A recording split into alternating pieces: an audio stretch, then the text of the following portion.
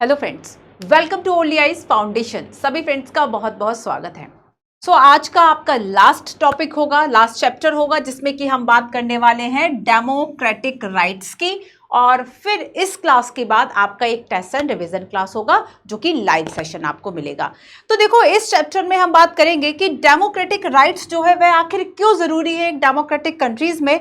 और इसके previous chapters में हमने देखा कि आपको एक डेमोक्रेटिक गवर्नमेंट का जितना इलेक्टेड होना जरूरी है, इलेक्शन भी फ्री एंड फेयर मैनर में होना जरूरी है। नेक्स्ट हमने देखा लास्ट वर्किंग ऑफ इंस्टीट्यूशंस में कि गवर्नमेंट जो है वह विद इंस्टीट्यूशन या विद इन इंस्टीट्यूशंस के साथ रहकर ही काम करेगी।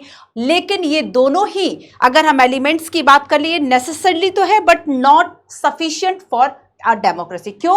बिकॉज ऑफ डेमोक्रेसी में एक तीसरा एलिमेंट भी जोड़ना होता है इलेक्शन और इंस्टीट्यूशंस के साथ, और वह थर्ड एलिमेंट है एंजॉयमेंट ऑफ राइट्स। तो अगर एक डेमोक्रेटिक कंट्री है और इसमें लोगों को उनके अधिकार नहीं दिए गए हैं, अगर लोगों को डेमोक्रेटिक राइट्स नहीं दिए गए हैं, तो फिर वो डेमोक्रेसी नहीं कही जा सकती। और यहां पर एक और इंपॉर्टेंट पॉइंट होता है कि जब हम देखते हैं कि गवर्नमेंट के लिए कुछ लिमिटेशन सेट करनी होती है ताकि गवर्नमेंट बिल्कुल डिक्टेटरशिप की तरह काम ना करने लगे, ऐसे में कुछ लिमिटेशंस सेट होती हैं, और वो लिमिटेशंस होती है फंडामेंटल राइट्स के रूप में, वो लिमिटेशंस होती है सिटीजन्स के राइट्स के रूप में। तो इस पूरे चैप्टर्स के कॉन्सेप्ट्स को हम समझेंगे कि लाइफ विदाउट राइट्स कैसे होगा, सिटीजन्स के राइट्स अगर हम अदर कंट्रीज की बात करें तो कहाँ कहाँ पर उनके राइट्स जो हैं वह है या फिर नहीं है, एक डेमोक्रेसी में कितने राइट्स किस तरह से दिए जाने चाहिए, हमारे कॉन्स्टिट्यूशन में इंपॉर्टेंट जो फंडामेंटल 6 राइट्स की बात हम करेंगे, राइट टू इक्वालिटी है, फ्रीडम है,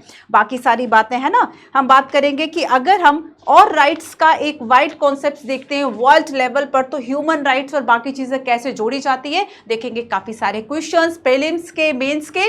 तो नोट्स बनाते रहिए, रिवीजन करते रहिए।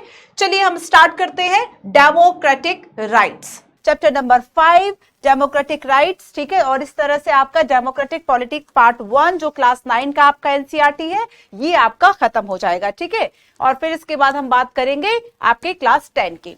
देखो, आज की क्लास में हम पढ़ने क्या क्या वाले हैं। सबसे फर्स्ट हम देखेंगे लोकतांत्रिक अधिकार में लाइफ विदाउट राइट। अगर आपके जीवन में अधिकार नहीं है, राइट्स नहीं है, तो आपका जीवन कैसा होगा, समझेंगे इसे कुछ 2-3 एग्जांपल से कि सऊदी अरब में क्या हुआ, समझेंगे कि एक अमेरिका के पास में एक जेल में क्या होता है, और भी कई ऐसे एग्जांपल्स। नेक्स्ट हम देखेंगे कि राइट इन अ डेमोक्रेसी की, एक लोकतंत्र में क्या क्या ऐसे अधिकार है जो कि लोगों को होने चाहिए। व्हाट इज राइट, आखिर जो राइट आप मांग रहे हो या कह रहे हो कि डेमोक्रेसी में होने चाहिए, वो राइट आखिर है क्या। थर्ड हम बात करेंगे कि इंडियन कॉन्स्टिट्यूशन में कौन कौन से राइट दिए हुए, और बेसिकली इसमें हमें बात करनी है हमारे जो 6 फंडामेंटल राइट है जो कि हम कई बार पढ़ चुके हैं, उसे भी एक बार यहां पर शॉर्ट में देखेंगे। How can we secure these rights, कि आखिर हम किस तरह से अपने इन अधिकारों की सुरक्षा कर सकते हैं, कैसे इन्हें सेफ्टी सीक्वेंस जो है वह किया गया है, इसको समझेंगे। टाइप ऑफ रिट की बात करेंगे कि जब हम अपने फंडामेंटल राइट्स जो है उसको मनवाने के लिए supreme court and high court जाते हैं, तो हम कितने तरह की जो रिट है वह दायर कर सकते हैं। तो हम थोड़ी सी जो चर्चा है वह रिट की करेंगे। एक्सपेंडिंग स्कोप ऑफ राइट, और जहां से यूपीएससी ने कई बार क्वेश्चन पूछा कि अगर हम बात करें कि आपका राइट टू मैरिज है ना, शादी का, विवाह का अधिकार हो अपनी पसंद का, या फिर आपका राइट टू प्राइवेसी हो, वो किस में शामिल है। और जैसे आप राइट टू फूड की बात करें, राइट टू हाउस होल्ड की बात करें, ये इन सभी कंडीशंस को भी आपके फंडामेंटल राइट में अगर शामिल कर दिया है, तो यही आपका है कि किस तरीके से जो विस्तार है आपके मूल अधिकारों का वह बढ़ रहा है। और इसलिए मेंस में भी यूपीएससी क्वेश्चन पूछता है कि क्या अब हमें मूल अधिकारों को, फंडामेंटल राइट्स को फिर से डिफाइन करने की जरूरत है, फिर से लिखने की जरूरत है। ठीक है, सारी बातों को पढ़ेंगे। तो चलिए शुरू करते हैं। सबसे फर्स्ट हम जानेंगे कि अगर हम एक देश की बात करें, ठीक है, डेमोक्रेसी की बात करें, तो इसमें अधिकार जो है वे क्या क्या होने चाहिए और क्यों होने चाहिए। देखो, अब तक दोस्तों हमने बात की है कि अगर हम एक देश की बात करें जो कि एक लोकतंत्रात्मक तरीके से चल रहा है, तो इसमें पहली बात तो हमने जानी थी डेमोक्रेटिक गवर्नमेंट क्या है। थोड़ा सा पीछे से समझते हैं, ठीक है, थोड़ा सा पीछे जाकर समझते हैं कि आखिर अभी तक हमने इसके बारे में पढ़ा क्या क्या है। तो जो डेमोक्रेटिक गवर्नमेंट है हम किसको कह रहे थे? सबसे फर्स्ट तो हमने जाना था इसमें फर्स्ट कि यहां पर नियमित रूप से जो चुनाव है सरकार का वह लोगों के द्वारा किया जा रहा था। ठीक है, सो यहां पर याद रखना आपको कि नियमित रूप से periodically elected by the people. यहां पे ऐसी गवर्नमेंट होगी जो कि गवर्नमेंट जो है वह किसके द्वारा इलेक्टेड होगी? लोगों के द्वारा इलेक्टेड होगी और एक नियमित अंतराल पर इलेक्टेड होगी। यहां पर हमने main election, general election and by election की बात याद करो, हमने लास्ट जो है आपका चुनावी राजनीति में की थी, इलेक्टोरल पॉलिटिक्स वाले में। ठीक है, अब देखो सेकंड है इसमें, सेकंड जो एलिमेंट अब तक हमने देखा कि एक डेमोक्रेटिक गवर्नमेंट वही होती है जो कुछ संस्थाओं के भीतर रहकर काम करती है, और वो संस्थाएं किस तरीके से काम करेगी इसको कॉन्स्टिट्यूशन में मेंशन किया जाता है। ठीक है, तो सेकंड हमने क्या देखा था कि कुछ ऐसी संस्थाएं होंगी, लेकिन केवल इन दोनों बातों का होना पर्याप्त नहीं है। ठीक है, कुछ ऐसे इंस्टीट्यूशंस होंगे, institutions that follow certain rules and procedures, that follow certain rules and procedure।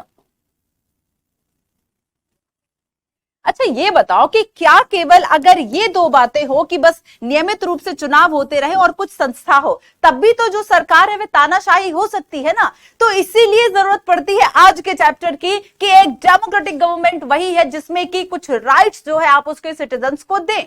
तो यहां पर तीसरा और इंपॉर्टेंट जो प्रोविजन है वह आता है आपका डेमोक्रेटिक राइट्स। ठीक है, कि एक जो डू नॉट क्रॉस की लाइन है जो कि हमारा फंडामेंटल राइट खींचता है कि आपने गवर्नमेंट को उस तरफ रख के एक क्रॉस लाइन जो है वह खींच दी कि आप इसे क्रॉस नहीं करेंगे, क्योंकि इससे आगे जो सिटीजन्स के राइट है वह नेगेटिवली जो है वह इंपैक्ट होंगे। तो आपको याद रखना है फ्रेंड्स कि यहां पर थर्ड जो है कि एक डेमोक्रेटिक गवर्नमेंट उसको कहेंगे जिसमें सभी लोग अपने अधिकारों का आनंद उठा सके। ठीक है, एंजॉय कर सके अपनी स्वतंत्रता को, अपनी समानता को, एंजॉयमेंट ऑफ राइट। तो यहां पर केवल दो बातों का होना पर्याप्त नहीं है। और एंजॉयमेंट कैसे होगा कि गवर्नमेंट के लिए आपने कुछ जो लिमिट्स हैं, सीमाएं हैं, लक्ष्मण रेखाएं हैं वह तय कर दी। तो यहां पर इस तरीके से इस चैप्टर का बहुत ज्यादा महत्व है। ठीक है, क्योंकि एक डेमोक्रेटिक गवर्नमेंट में केवल चुनाव होना पर्याप्त नहीं है, केवल वहां पर इंस्टीट्यूशंस का होना पर्याप्त नहीं है, क्योंकि अगर चुनाव हो रहा है तो याद करो चीन जैसा चुनाव भी हो सकता है, पाकिस्तान जैसा चुनाव भी हो सकता है। और अगर संस्थाओं की बात करें तो और भी हम कुछ जगहों की बात करेंगे आगे कि वहां पर अगर आपने डेमोक्रेटिक तरीके से सरकार को चुना तो है, लेकिन आगे जाकर वह अपनी निरंकुशता को स्थापित करती है, वह अपना दबदबा, अपना वर्चस्व, अपनी टिरेनी जो है वह स्थापित कर रही है। तो यहां पर केवल दो चीजों का होना बिल्कुल भी सफिशिएंट नहीं है। तो यहां पर अगर हम एक लोकतंत्र को देखेंगे तो यहां पर क्या होना चाहिए बच्चों कि यहां पर चुनाव और संस्थाओं के साथ साथ तीसरा जो सबसे महत्वपूर्ण जो तत्व है, जो एलिमेंट है, वह है अधिकारों का उपयोग। ठीक है, वह क्या है? अधिकारों का उपयोग की जो सिटीजन्स हैं उनको कुछ ऐसे अधिकार दे दिए जाए कि वो अपना विकास कर सके। तो आपको अधिकार क्यों चाहिए और अधिकार का मतलब होता क्या है और संविधान में क्या अधिकार है और वर्तमान में कितने तरीके से, किस तरीके से उसका जो स्कोप है वह एक्सपेंड किया जा रहा है, ये 4-5 बातें हमें पढ़नी है। 15 क्वेश्चन साथ ही में हम क्लास में डिस्कस करेंगे। ठीक है, तो आप समझ गए कि हम इसे क्यों पढ़ रहे हैं। अब आगे देखो, सबसे पहले मैं आपको ना 3 एग्जाम्पल्स दूंगी कि अगर हम ये देखें कि एक अधिकारों के बिना जीवन जो है वह कैसा हो सकता है, उसको समझेंगे तभी आप अधिकारों का महत्व समझ पाएंगे। अधिकारों के बिना जीवन, लाइफ विदाउट राइट। अधिकारों के बिना जीवन कैसा होगा? Life without rights. ठीक है, सबसे फर्स्ट हम इसे समझेंगे और इसके बाद फिर हम चलेंगे कि राइट्स क्या है, अधिकार जो है वह आखिर होते क्या है। आपने कह तो दिया कि अधिकार है, ठीक है, अधिकार, लेकिन होते क्या है उसको हम समझेंगे कि आप किस बात को ये कहोगे कि ये आपका अधिकार है और किस बात को आप नहीं कह सकते कि ये आपका अधिकार नहीं है, है ना। सो हम राइट्स की बात करेंगे कि अधिकार में आखिर क्या क्या शामिल होना चाहिए। ठीक है, फिर आगे हम देखेंगे कि कॉन्स्टिट्यूशंस में हमारा जो पार्ट 3 है, जो आपका भाग 3 है, जो कि फंडामेंटल राइट है और जिसे अधिकारों का मैग्ना कार्टा भी कहा जाता है, इसको हम समझेंगे थोड़ा सा विस्तार से। और आगे हम बात करेंगे सुप्रीम कोर्ट की एंड एक्सपेंडेशंस की, कि अगर पहले केवल आपको राइट टू फ्रीडम दिया जा रहा है, right to liberty, right to personal liberty, और भी बहुत सारे right to equality, right to freedom, ठीक है, आपको एजुकेशनल एंड इंस्टीट्यूशनल राइट्स दिए जा रहे हैं, और इन सभी अधिकारों को मनवाने के लिए आपका आर्टिकल 32 है, जिसे डॉक्टर अंबेडकर कहेंगे कि ये संविधान की आत्मा है। क्योंकि एक डेमोक्रेसी में जो संविधान है, नागरिकों के लिए यह व्यवस्था कर रहा है कि उसे एक लोकतंत्र में इतने अधिकार मिलने चाहिए। और लेकिन उन सभी अधिकारों को लागू कराने के लिए जब आप सुप्रीम कोर्ट और हाई कोर्ट जाते हो, उस अधिकार को, यानी आर्टिकल 32 राइट टू कॉन्स्टिट्यूशनल जो आपका रेमेडीज है, संवैधानिक उपचारों का अधिकार, उसे संविधान की आत्मा कहा, आर्टिकल 32। ठीक है, और फिर उसके बाद हम देखेंगे कि किस तरीके से अब राइट टू प्राइवेसी भी हो गया, यही एक्सपेंडेशन है इसका।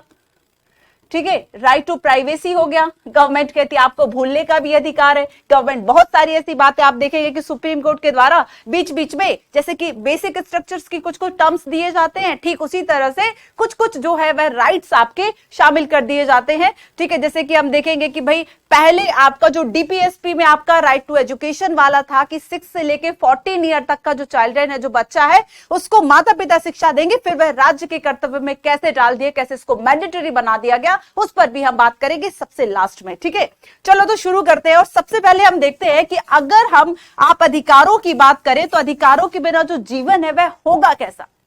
सबसे फर्स्ट देखो, हम बात करते हैं कुछ कैदियों की, ठीक है, जो कि गुआंतानामो जो बे जेल था, इसमें कैद थे। ठीक है, तो यहां पर क्या हुआ था बच्चों, कि आप सभी को याद होगा कि अमेरिका में, ठीक है, न्यूयॉर्क की अगर हम बात करें तो यहां पर एक हमला होता है। ठीक है, और आई थिंक ये 2011 के आसपास होता है, यहां पर भी 11/9 है ना, 11 सितंबर, और 2001 में न्यूयॉर्क में एक हमला होता है, अटैक हुआ था बच्चों। और इसके चलते आपको पता है 600 से ज्यादा जो लोग हैं उनको कैदी बना लिया गया था, और इनको रखा गया था एक गुआंतानामो जेल में, जो कि यहां पर एक टापू के पास थी, ठीक है, एक आइलैंड के पास थी, वहां पर इस जेल में रखा गया। लेकिन याद रखना कि यहां पर जो ये इंफॉर्मेशन है, ये गवर्नमेंट के साथ भी शेयर नहीं किया गया, गवर्नमेंट के साथ भी इस इंफॉर्मेशन को शेयर नहीं किया गया, क्योंकि जो अमेरिकी पुलिस थी वो ये सोच रही थी कि हमें जरूरत नहीं है इसकी। और इसलिए इन 600 कैदियों को, यहां पर ऐसे लोगों को जो सस्पेक्ट थे, जिस पर उन्हें शक था कि शायद ये इस हमले में शामिल हैं, उनको इन्होंने गिरफ्तार किया बिना किसी को बताए। लेकिन बात यहां से ओपन होती है कि एक कैदी के जो पेरेंट्स है वह आगे तक लड़ने जाते हैं, और यहां से बात पहुंचती है एमनेस्टी इंटरनेशनल, जो कि ह्यूमन राइट्स के लिए प्रोटेक्ट करने के लिए इंटरनेशनल एक बॉडी है।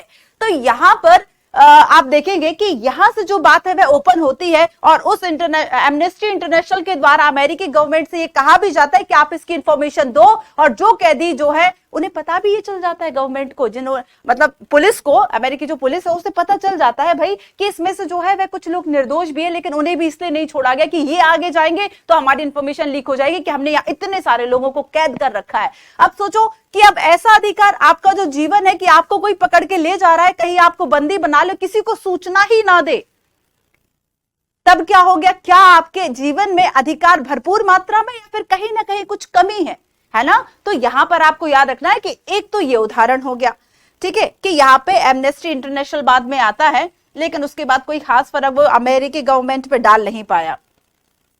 ठीक है, याद रखना एमनेस्टी इंटरनेशनल, बताओ जरा इसके बारे में कुछ।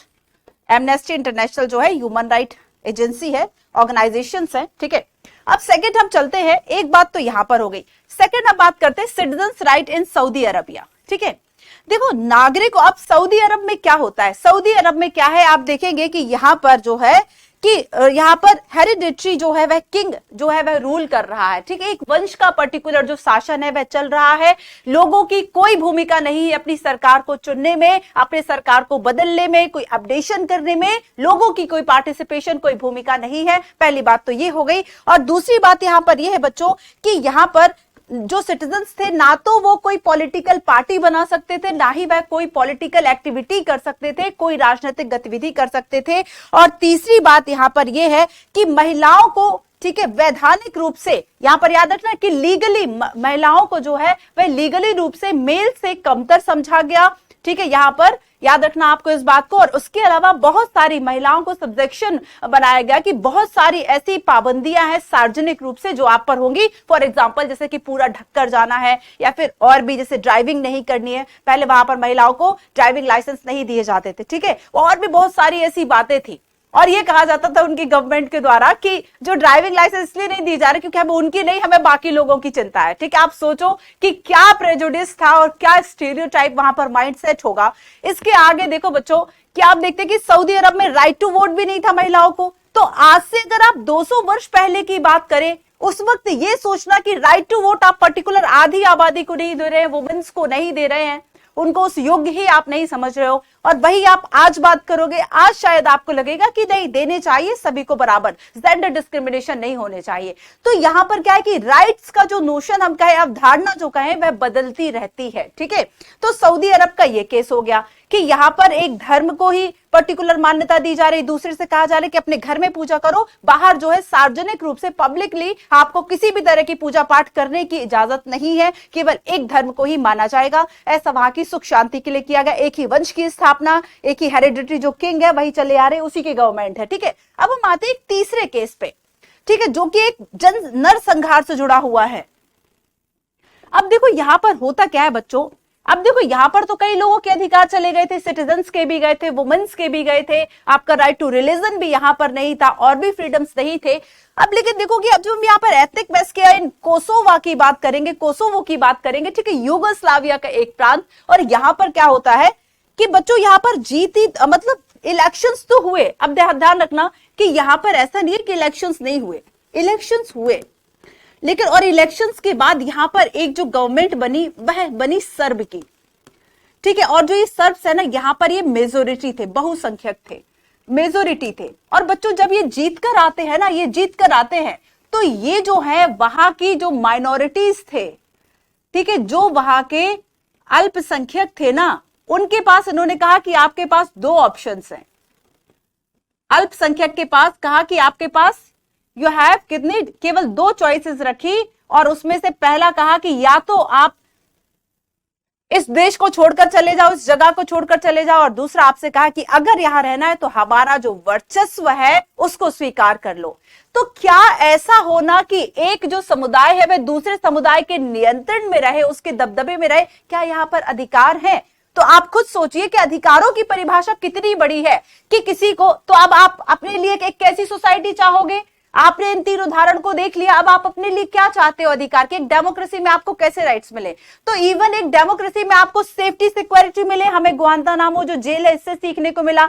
दूसरी बात है सभी लोगों को समान समझा जाए, राइट टू इक्वालिटी हो, डिस्क्रिमिनेशन ना हो, कास्ट, रेस, आपका प्लेस ऑफ बर्थ है या फिर जेंडर डिस्क्रिमिनेशन ना हो, ये हमें दूसरे से सीखने को मिला। आपको राइट टू रिलीजन जो है वह भी होना चाहिए, धार्मिक स्वतंत्रता होना चाहिए आपको। ठीक है, तो यहां पर फ्रीडम की बात की। और तीसरे में क्या समझ में आया आपको कि एक ऐसे अधिकार होना चाहिए, यानी एक ऐसी सोसाइटी होनी चाहिए जहां पर एक जो कम्युनिटी है वह दूसरे पर अपना ट्रेन ना स्थापित करे, अपना दबदबा, अपना वर्चस्व, अपनी निरंकुशता ना दिखा सके। तो यहां पर हमें इन तीनों एग्जाम्पल से हमें काफी सारा माइंडसेट, काफी सारे और भी जो आगे की बातें हैं वह सीखने को मिली। अब देखो, अब आगे हम सीखेंगे कि आखिर आप क्या चाहोगे इन तीन कंडीशंस के बाद। जो मैंने कंडीशंस आपको बताई वो यहां सारी लिखी हुई है, ये आपकी सऊदी अरबिया की कंडीशन से पढ़ते रहना। ठीक है, यूगोस्लाविया की कंडीशंस हो गई, और इसके अलावा हमने अमेरिकन गवर्नमेंट की जो बात है वह भी कर ली, गुआंतानामो जेल की। ठीक है, अब देखो बच्चों, अब हम चलते हैं आगे कि हमने अधिकारों के बिना जीवन की तो बात कर ली। ठीक है, लेकिन यहां पर जब हम ये कहते हैं, ठीक है, लेकिन यहां पर जब हम ये कहते हैं कि अब आपको राइट इन अ डेमोक्रेसी, आपको एक लोकतंत्र में क्या क्या चाहिए, आपको क्या उम्मीदें हैं राइट इन अ डेमोक्रेसी। ठीक है, आप क्या चाह रहे हैं एक लोकतंत्र में, कैसे अधिकार मिलने चाहिए? तो सबसे फर्स्ट तो देखो, सबसे फर्स्ट तो हमें यह समझ में आया कि जिसमें लोगों की सुरक्षा हो, सम्मान हो और उनके पास अवसर हो। ठीक है, सुरक्षा हो, सम्मान हो, उनके पास अवसर हो, ऐसे अधिकार हमें होने चाहिए। सबसे पहली बात हमारे पास क्या आती है कि एक ऐसी इच्छा, डिजायर आ, कैसी इच्छा, डिजायर आ सिस्टम, एक ऐसा सिस्टम, एक ऐसे सिस्टम की इच्छा होना, ठीक है, वेयर सिक्योरिटी,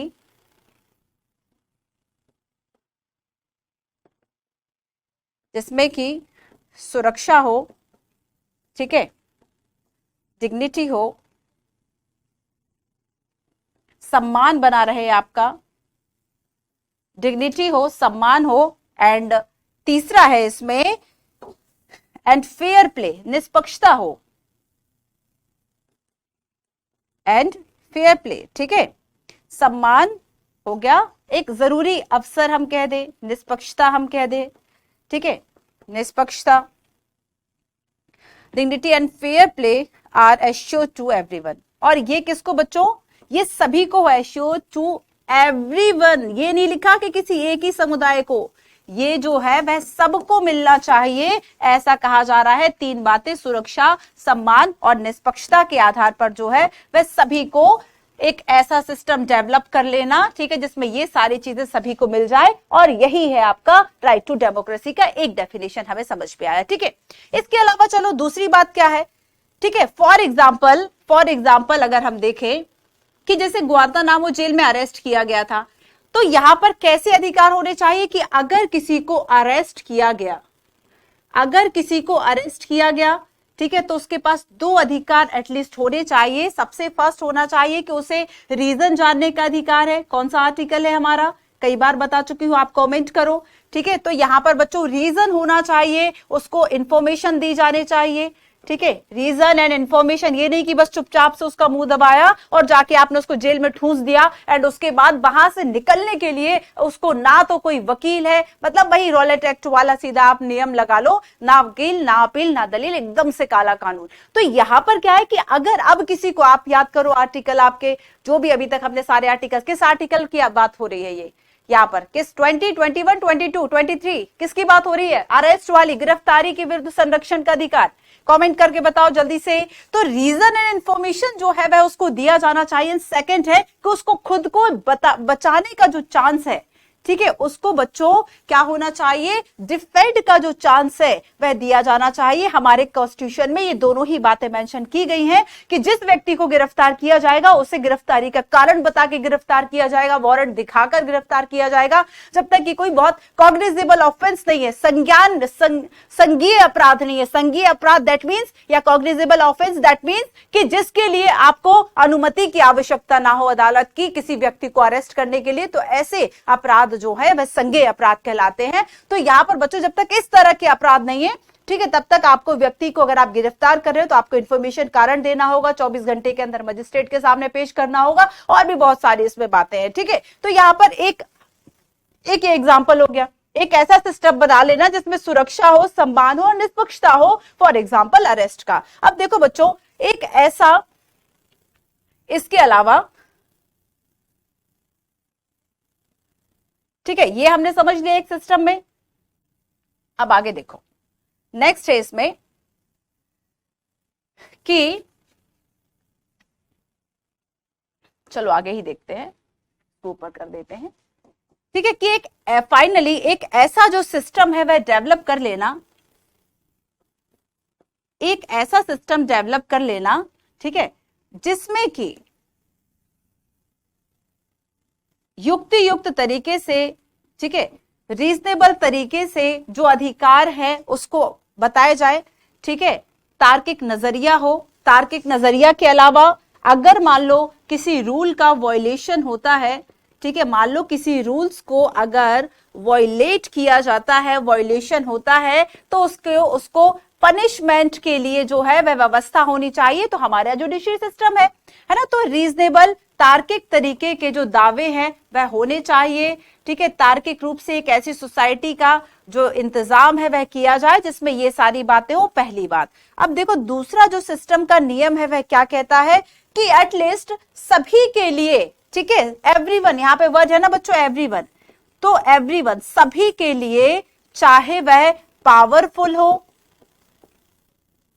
चाहे वह पावरफुल हो या फिर कोई वीकर सेक्शन हो, ठीक है, चाहे वह पुअर हो या फिर रिच हो, सभी के लिए बच्चों कुछ जो अधिकार है, कुछ जो राइट्स है वह समान मात्रा में होने चाहिए। सभी के लिए जो अधिकार है वह समान मात्रा में होना चाहिए। एक ऐसा सिस्टम बना लेना, इवन कुछ न्यूनतम बातों की गारंटी जो है वह सभी के लिए रहे, ठीक है, कुछ न्यूनतम बातों की जो गारंटी है वह सभी के लिए रहे, कुछ न्यूनतम गारंटी, ठीक है, minimum is guarantee to everyone, minimum is guarantee to everyone, ठीक है। तो इस पूरे हम क्या कहेंगे कि राइट इन अ डेमोक्रेसी, हमें इस तरह की जो चीजें हैं वह चाहिए, ठीक है। अब देखो आगे हम देखेंगे कि आखिर राइट्स जो है वह है क्या। तो लोकतंत्र में हमने अधिकारों की भाई बात कर ली कि ठीक है, हमने देखा कि भाई एक ऐसी व्यवस्था आप बनाना चाहोगे जिसमें लोगों की सुरक्षा हो। फिर से सुनो, एक ऐसी व्यवस्था, जब तब तक लिख लो और स्क्रीनशॉट ले लो, मैं साइट खड़ी हुई हूं, ठीक है। एक वैसी व्यवस्था आप बनाना चाहोगे जिसमें कि लोगों को सुरक्षा हो, उनके सम्मान का ख्याल रखा जाए और उन्हें समान अवसर जो है वह मिला जाए, ठीक है। जैसे कि उचित कारण से किसी व्यक्ति को गिरफ्तार ना किया जाए, है ना, अरेस्ट की हमने बात की, और यहां पर उसको खुद को निर्दोष अगर वो साबित करना चाहता है तो उसको उसके भी पर्याप्त जो अवसर है वह दिए जाए, ठीक है। तो यहां पर उसको अपना पक्ष रखने की बात किया जा रही। साथ ही एक ऐसा भरोसा हो सभी को कि जिन चीजों की आप मांग कर रहे हो वो बातें जो है वह सभी को अवेलेबल हो। तो यहां पर तीसरी बात आती है कि कुछ न्यूनतम बातों की गारंटी जो है वह सभी को होनी चाहिए, मिनिमम जो गारंटी है वो सभी को होनी चाहिए, ठीक है। तो यहां पर ऐसी व्यवस्था बन गई कि अमीर है, गरीब है, ताकतवर है, कमजोर है, इवन बहुसंख्यक हो या अल्पसंख्यक हो, ठीक है, मेजोरिटी हो या माइनॉरिटी हो। ध्यान रखना कि जब हमने किसकी बात की थी जिसमें मेजोरिटी एंड माइनॉरिटी का आया था, अच्छा, एथनिक जो मैस्कियर था कोसोवो वाला, है ना। तो यहां पर हमने बात की थी कि एक ऐसी व्यवस्था बना लेना, एवरीवन में आपका रिच पुअर का भी हो गया और एवरीवन में आपका हो गया कि जो मेजोरिटी एंड माइनॉरिटी है, ठीक है।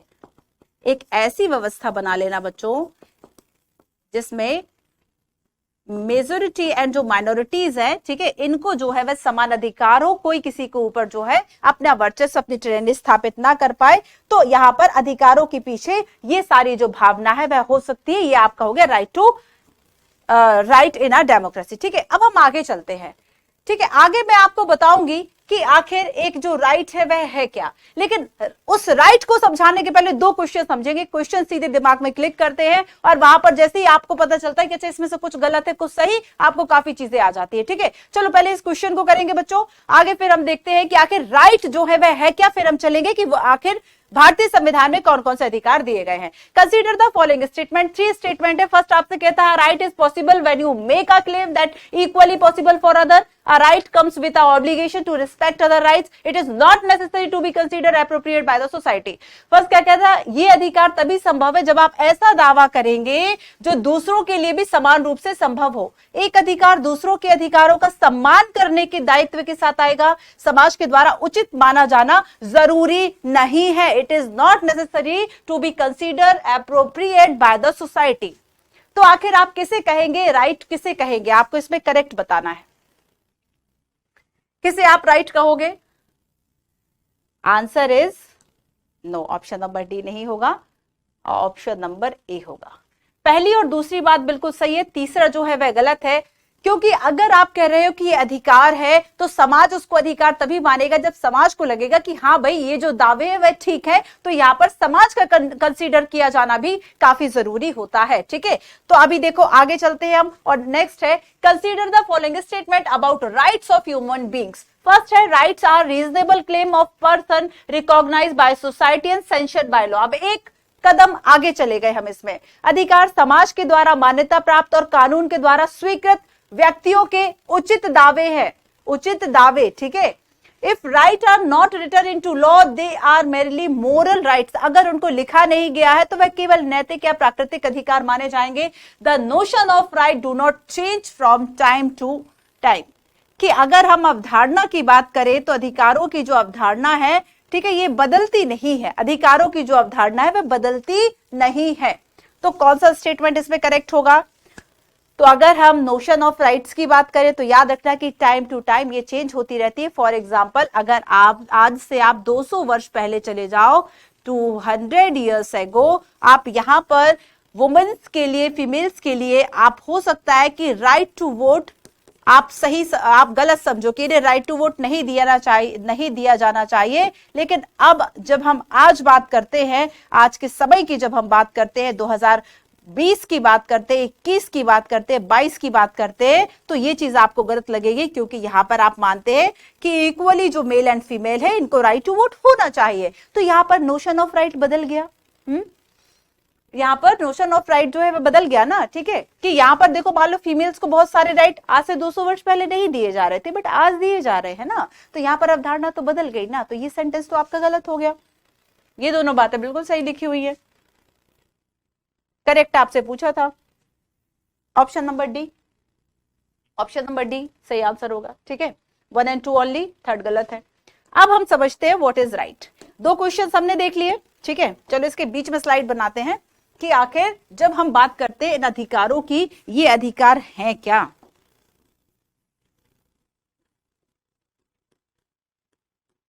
अधिकार, जब आप कहते हो ये मेरा अधिकार है, ठीक है, तो आखिर आपके ये जो राइट्स है वह है क्या। आप किसे कहोगे, आपने कह तो दिया कि चलो ये मेरे अधिकार है, लेकिन इस अधिकार शब्द की डेफिनेशन क्या है आपके लिए। ये जो अधिकार वर्ड आप जिसको कह रहे हो, व्हाट इज राइट, है ना, व्हाट इज राइट।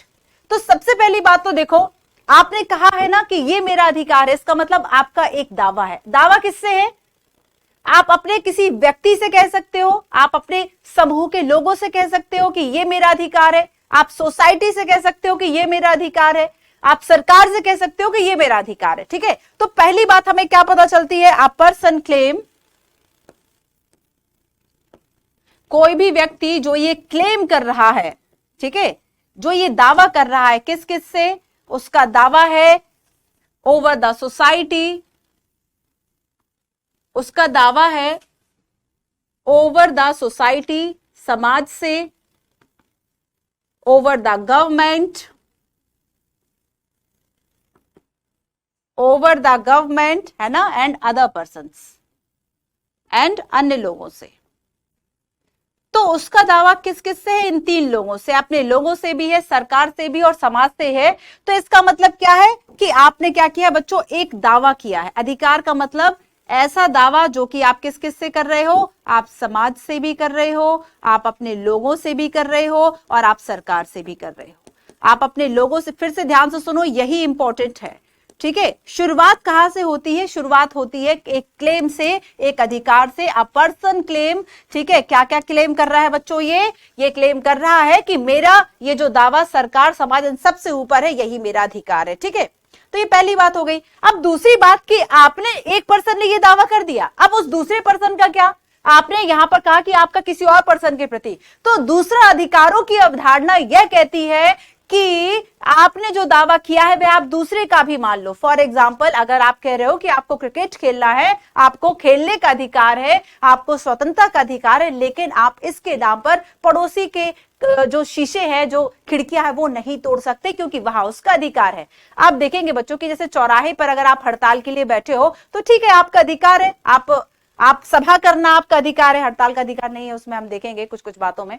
तो आप देखो कि सभा करना, इकट्ठा होना आपका अधिकार है, लेकिन आप सार्वजनिक व्यवस्था कर रहे हो, वहां से एम्बुलेंस भी निकल रही है, वहां से और स्कूल की बसेस भी जा रही हैं, वहां से और भी मार्केट एंड बाकी सारे लोग चल रहे हैं, तब आपका ये अधिकार नहीं कि आप चौराहे को जो है वह जाम करके बैठ जाओ कि सारी व्यवस्था ही ठप हो जाए। तो यहां पर क्या है कि आप देखेंगे कि ऐसे दावे, पहला कॉन्सेप्ट क्या हो गया, एक व्यक्ति के दावे हैं तीन लोगों के लिए, समाज, लोग और सरकार।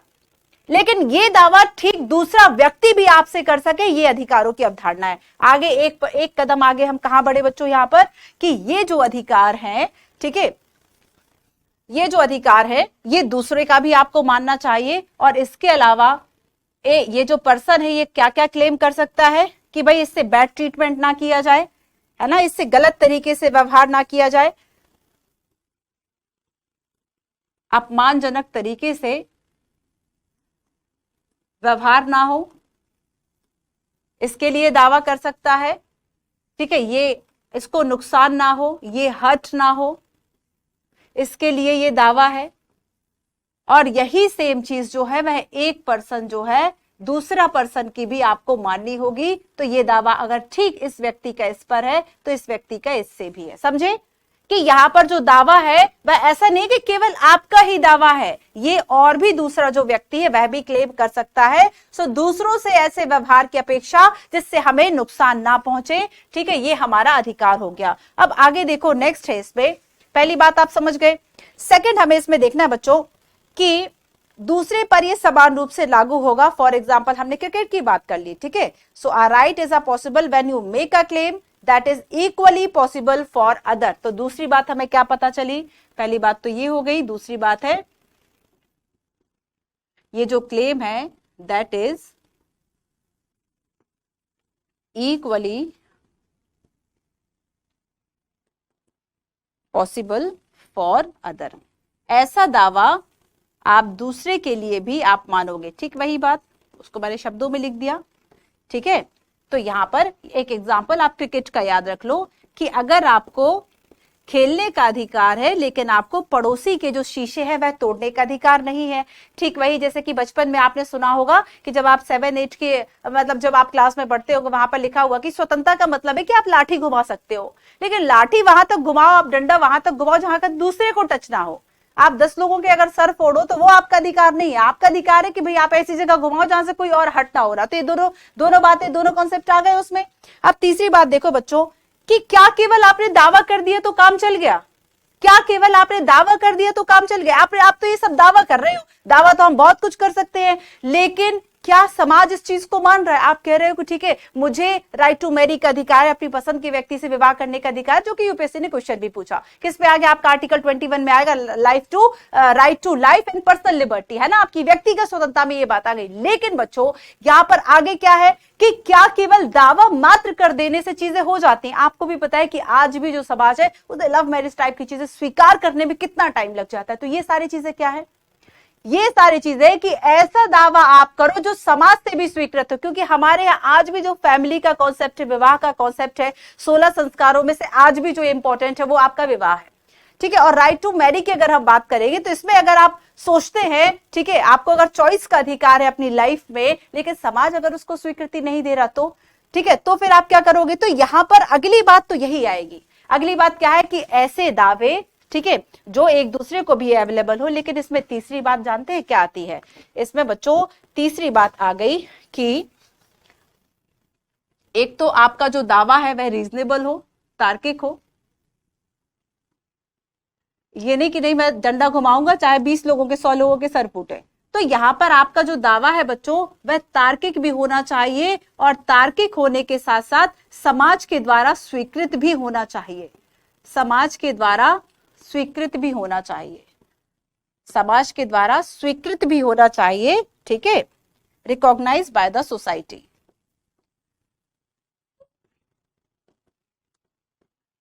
Recognise by the society. अगर समाज ने इसे स्वीकृत नहीं किया तो आपका दावा तो फेल हो गया समाज के लिए।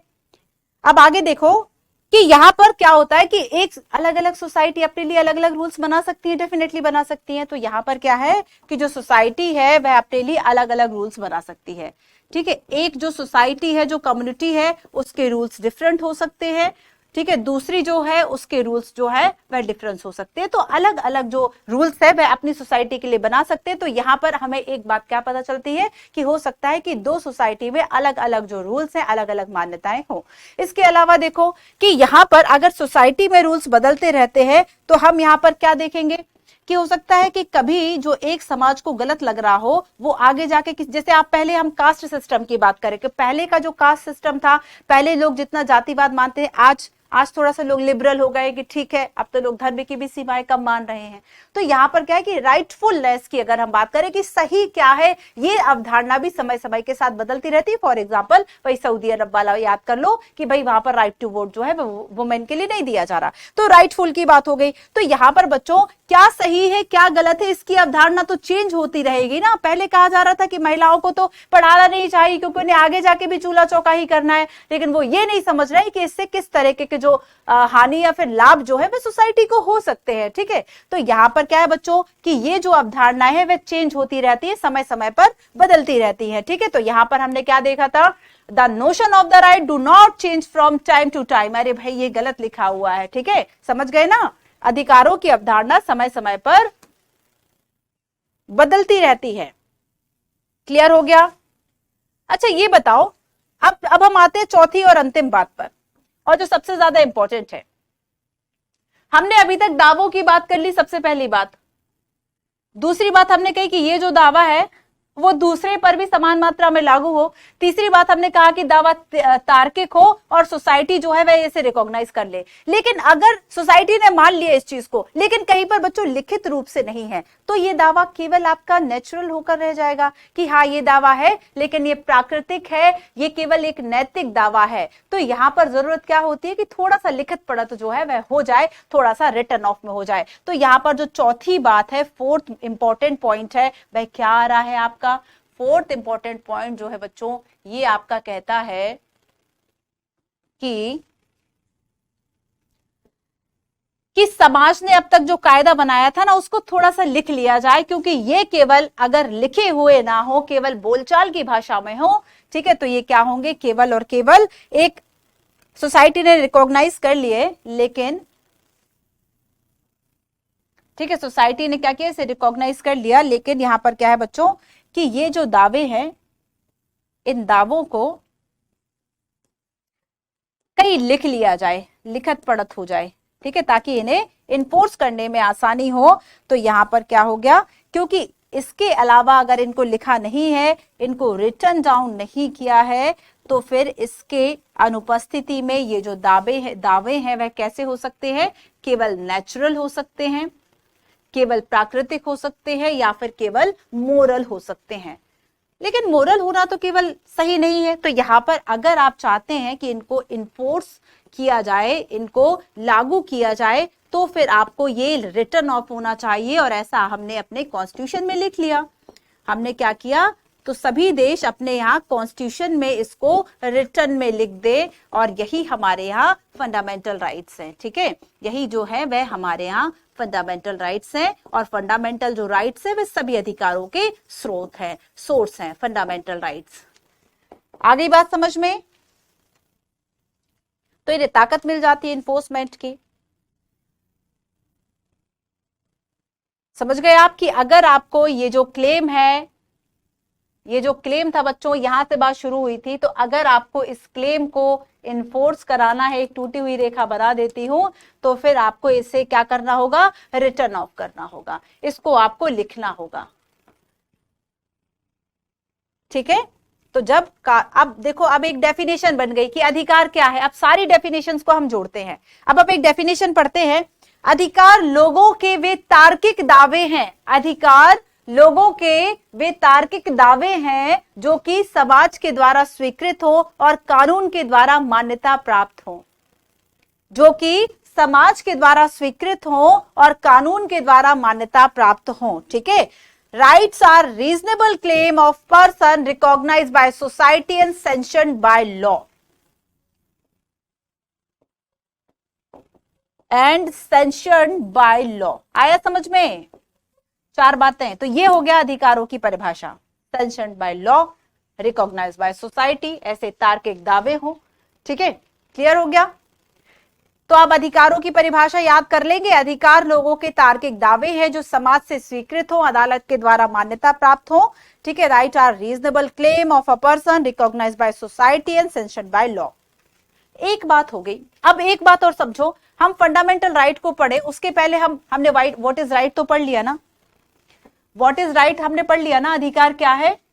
तो हमने देखा कि एक रीजनेबल क्लेम है। आप कुछ भी तो दावा नहीं कर सकते कि पूरे गांव की संपत्ति, पूरे शहर की संपत्ति मेरी है, मैं महारानी हूं, इस तरह के क्लेम हम नहीं करेंगे। तो यहां पर आपका जो दावा है वह क्या होना चाहिए, रीजनेबल होना चाहिए। आपका जो क्लेम है वह रीजनेबल हो, रीजनेबल के साथ साथ सोसाइटी जो है वह उसको मान ले, सोसाइटी जो है वह उसे रिकॉग्नाइज करे, और इसके अलावा ये जो दावे हैं ये लॉ के अकॉर्डिंगली है ना। कहीं पर सबसे पहली बात तो है कि अगर रिटन फॉर्म में होंगे तभी इन्फोर्स होंगे, लागू होंगे, और फिर सैंक्शन्ड बाय लॉ, तभी इन्हें हम राइट्स कह सकते हैं, तभी इन्हें हम राइट्स कह सकते हैं। ठीक है, क्लियर। अब हम दूसरी बात करेंगे, why do we need rights in democracy. एक लोकतंत्र में लोगों को आखिर इन अधिकारों की जरूरत होती क्यों है? क्या इसके बिना काम नहीं चल सकता?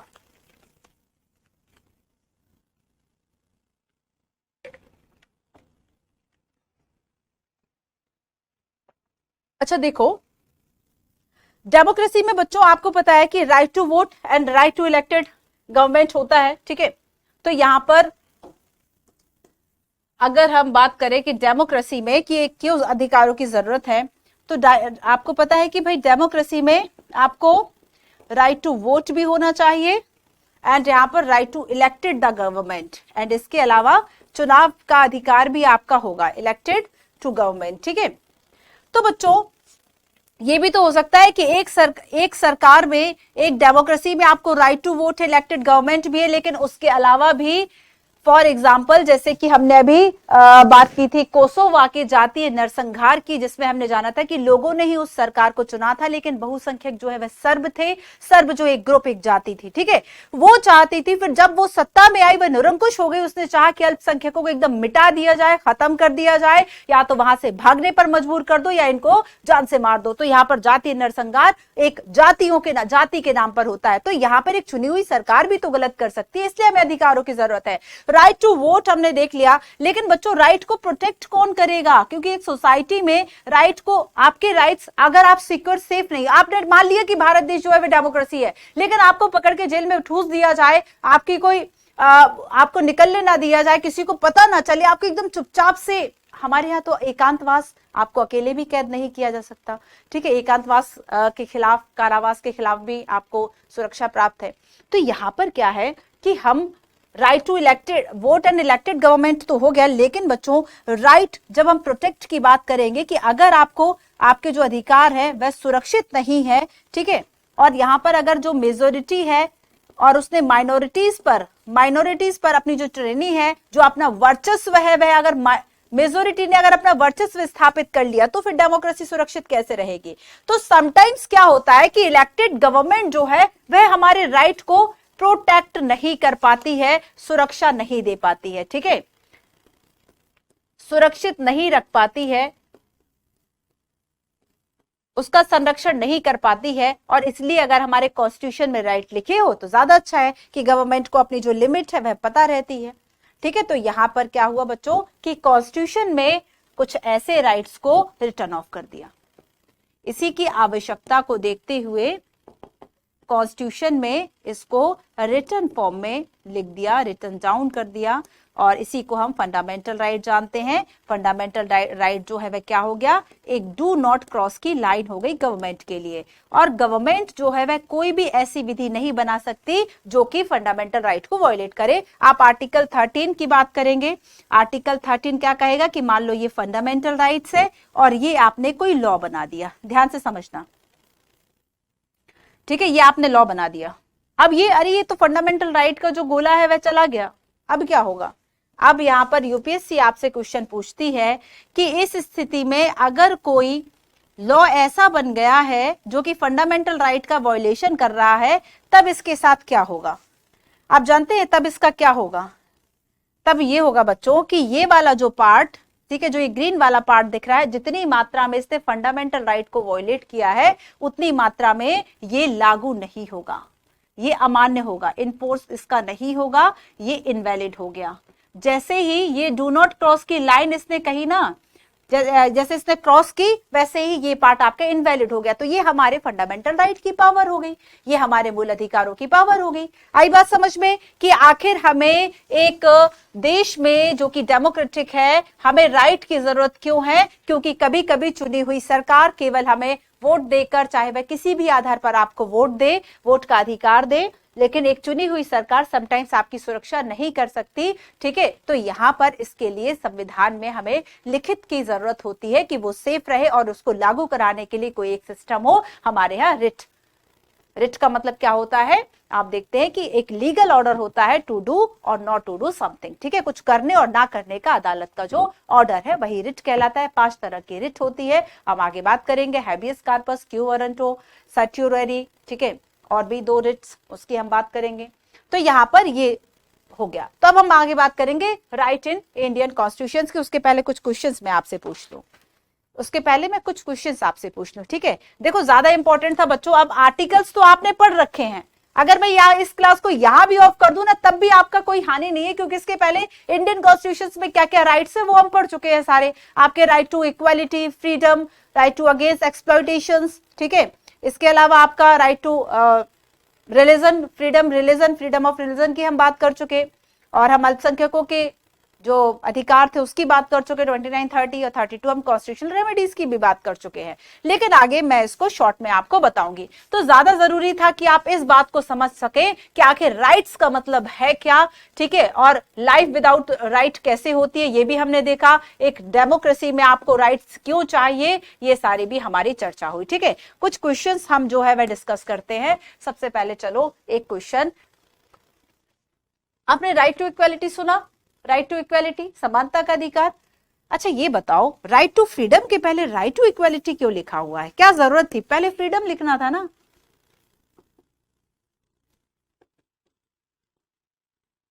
राइट टू इक्वालिटी पहले क्यों आता है भाई, आपको क्या लगता है कि इन्होंने रैंडमली लिख दिया, रैंडमली लिख दिया।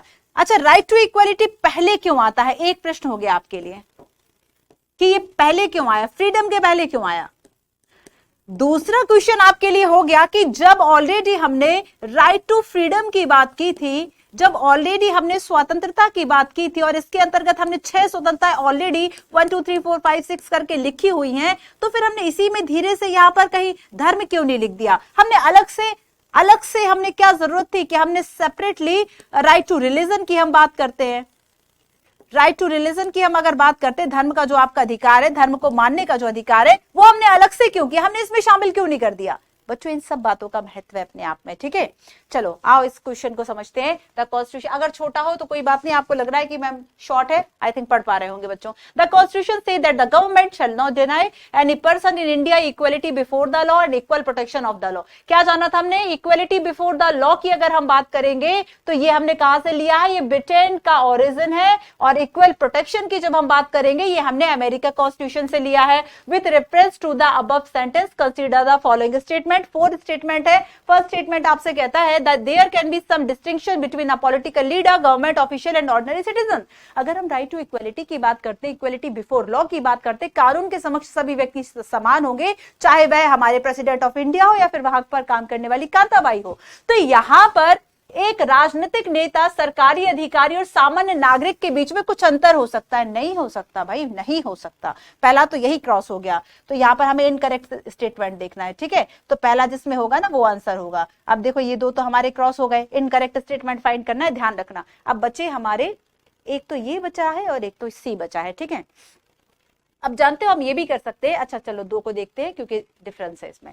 The government shall not discriminate against any citizens on ground only of religion, race, caste, sex, language और place of birth। सरकार किसी भी नागरिक के खिलाफ केवल धर्म, नस्ल, जाति, लिंग, भाषा या जन्म स्थान, तो यहां पर भाषा वर्ड है या फिर वंश लिखा हुआ था, ठीक है। तो यहां पर आपको याद रखना कि भाषा जो है केवल भेदभाव नहीं करेगी, तो लैंग्वेज जो वर्ड है ये नहीं लिखा हुआ है उसमें, सेकंड रॉन्ग हो गया।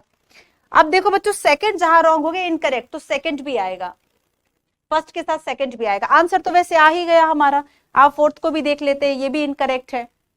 Equality mean giving everyone to the same treatment. अच्छा मतलब किसी को खाना चाहिए और किसी को दवाई चाहिए, आप दोनों को वही दोगे, सेम दोगे। भले एक व्यक्ति टाइफाइड से मर रहा है, उसके अंदर डाइजेशन पावर नहीं, लेकिन आप उसको भी 4 रोटियां ही खिलाओगे, भले उसके बाद और बीमार हो जाए वो। तो यहां पर क्या है बच्चों, सेम ट्रीटमेंट की बात जो है वह नहीं की जाती है। आपको पता है कि हमारे यहाँ जब हम equality and right to freedom की बात कीजिए, अच्छा राइट टू इक्वालिटी जब हम बात करेंगे तो आप देखेंगे कि यहाँ पर और भी काफी ऐसे जो रूल्स रेगुलेशंस है, रिजर्वेशन की बात यहाँ पर की जाती है, महिलाओं के लिए अलग से रिजर्वेशन की बात, वो सब बात समानता के अंदर ही तो की गई है कि जिसकी जैसी जरूरत हो हमें उसके लिए वैसी बातें करनी है। फॉर एग्जाम्पल हमने कहा कि भाई यहां से जब शुरुआत कर रहे हैं सोसाइटी के लोग, तो यहाँ पर ए और बी कम्युनिटी है, लेकिन यहाँ पर हाशिए पर, चलो आओ, हाशियाकरण याद है ना, क्या था हाशियाकरण में? हाशियाकरण पर मान लो एससी एसटी आती है, मुस्लिम वर्ग आता है, या फिर अदर बैकवर्ड क्लासेस आता है, ये मेन स्ट्रीम में सोसाइटी है। तो यहाँ के जो रिसोर्सेज है, यहाँ पर जिस बच्चे को निकाला जाए, कॉन्वेंट स्कूल का बच्चा जिसको इंग्लिश आती है, जिसके माँ बाप भी हो सकता है आईएएस आईपीएस आईएफएस ऑफिसर रहे हो, और एक बच्चा जिसके माँ बाप मजदूर है, इसके पास खाने को नहीं था, इसकी जो लेवल है बड़ी मुश्किल से जो है वह घिस कर इसने किसी तरह से ग्रेजुएशन पास कर ली, तो अब आप क्या इन दोनों बच्चे की जो स्टार्टिंग लाइन है वह सेम रखोगे कि आपको फिनिश लाइन सेम रखनी है? तो बच्चों यहाँ फिनिश लाइन सेम रखने के लिए एक को आप थोड़ा सा प्रायोरिटी दे देंगे, एक जो है वह वहीं से दौड़ शुरू करेगा, ठीक है। तो समाज में यहाँ पर ये क्या हो गया, ये इक्वलिटी में ही आया। तो कभी भी आप जब राइट टू इक्वलिटी में ही राइट टू आप रिजर्वेशन की अगर बात की गई है, आरक्षण की बात की गई है, हालांकि आरक्षण आपका मूल अधिकार नहीं है, राज्य, ये सुप्रीम कोर्ट की बात है। आरक्षण की अगर हम बात करेंगे ना कि भाई जो आरक्षण में पदोन्नति है, माफ कीजिएगा ये वर्ड एग्जैक्टली सुप्रीम कोर्ट का है कि आरक्षण जो पदोन्नति जो होता है, जो प्रमोशन होता है, उसमें जो आपका अधिकार है वो आपका फंडामेंटल राइट नहीं है। अगर स्टेट को ऐसा लगता है कि किसी पर्टिकुलर जो कास्ट है, कम्युनिटी है, उसका अगर प्रतिनिधित्व गवर्नमेंट सर्विसेज में कम है, तो राज्य सरकार अगर चाहेगा तो उसको दे देगा, लेकिन आप मांग नहीं सकते, आप इस बात को लेके हड़ताल नहीं कर सकते, आप झंडा बुलंद नहीं कर सकते कि नहीं भाई हमारा तो ये फंडामेंटल राइट है, हमें राइट टू प्रमोशन जो है ये भी हमारा अधिकार होगा, पदोन्नति में आरक्षण, इसमें भी हमें रिजर्वेशन चाहिए, वो आपका फंडामेंटल राइट है, ऐसा सुप्रीम कोर्ट ने साफ कह दिया। अब आगे देखो, एक केस में तो यही कहा था, आगे अगर कोई अपडेट हो तो वो आप देख लीजिएगा, विवाद का विषय नहीं है ये एक एग्जाम्पल है। तो यहां पर बच्चों हमने देखा कि सेम ट्रीटमेंट नहीं किया जा सकता, तो यहां पर अब देखो केवल तीसरा और तीसरा जो है वह केवल सही है।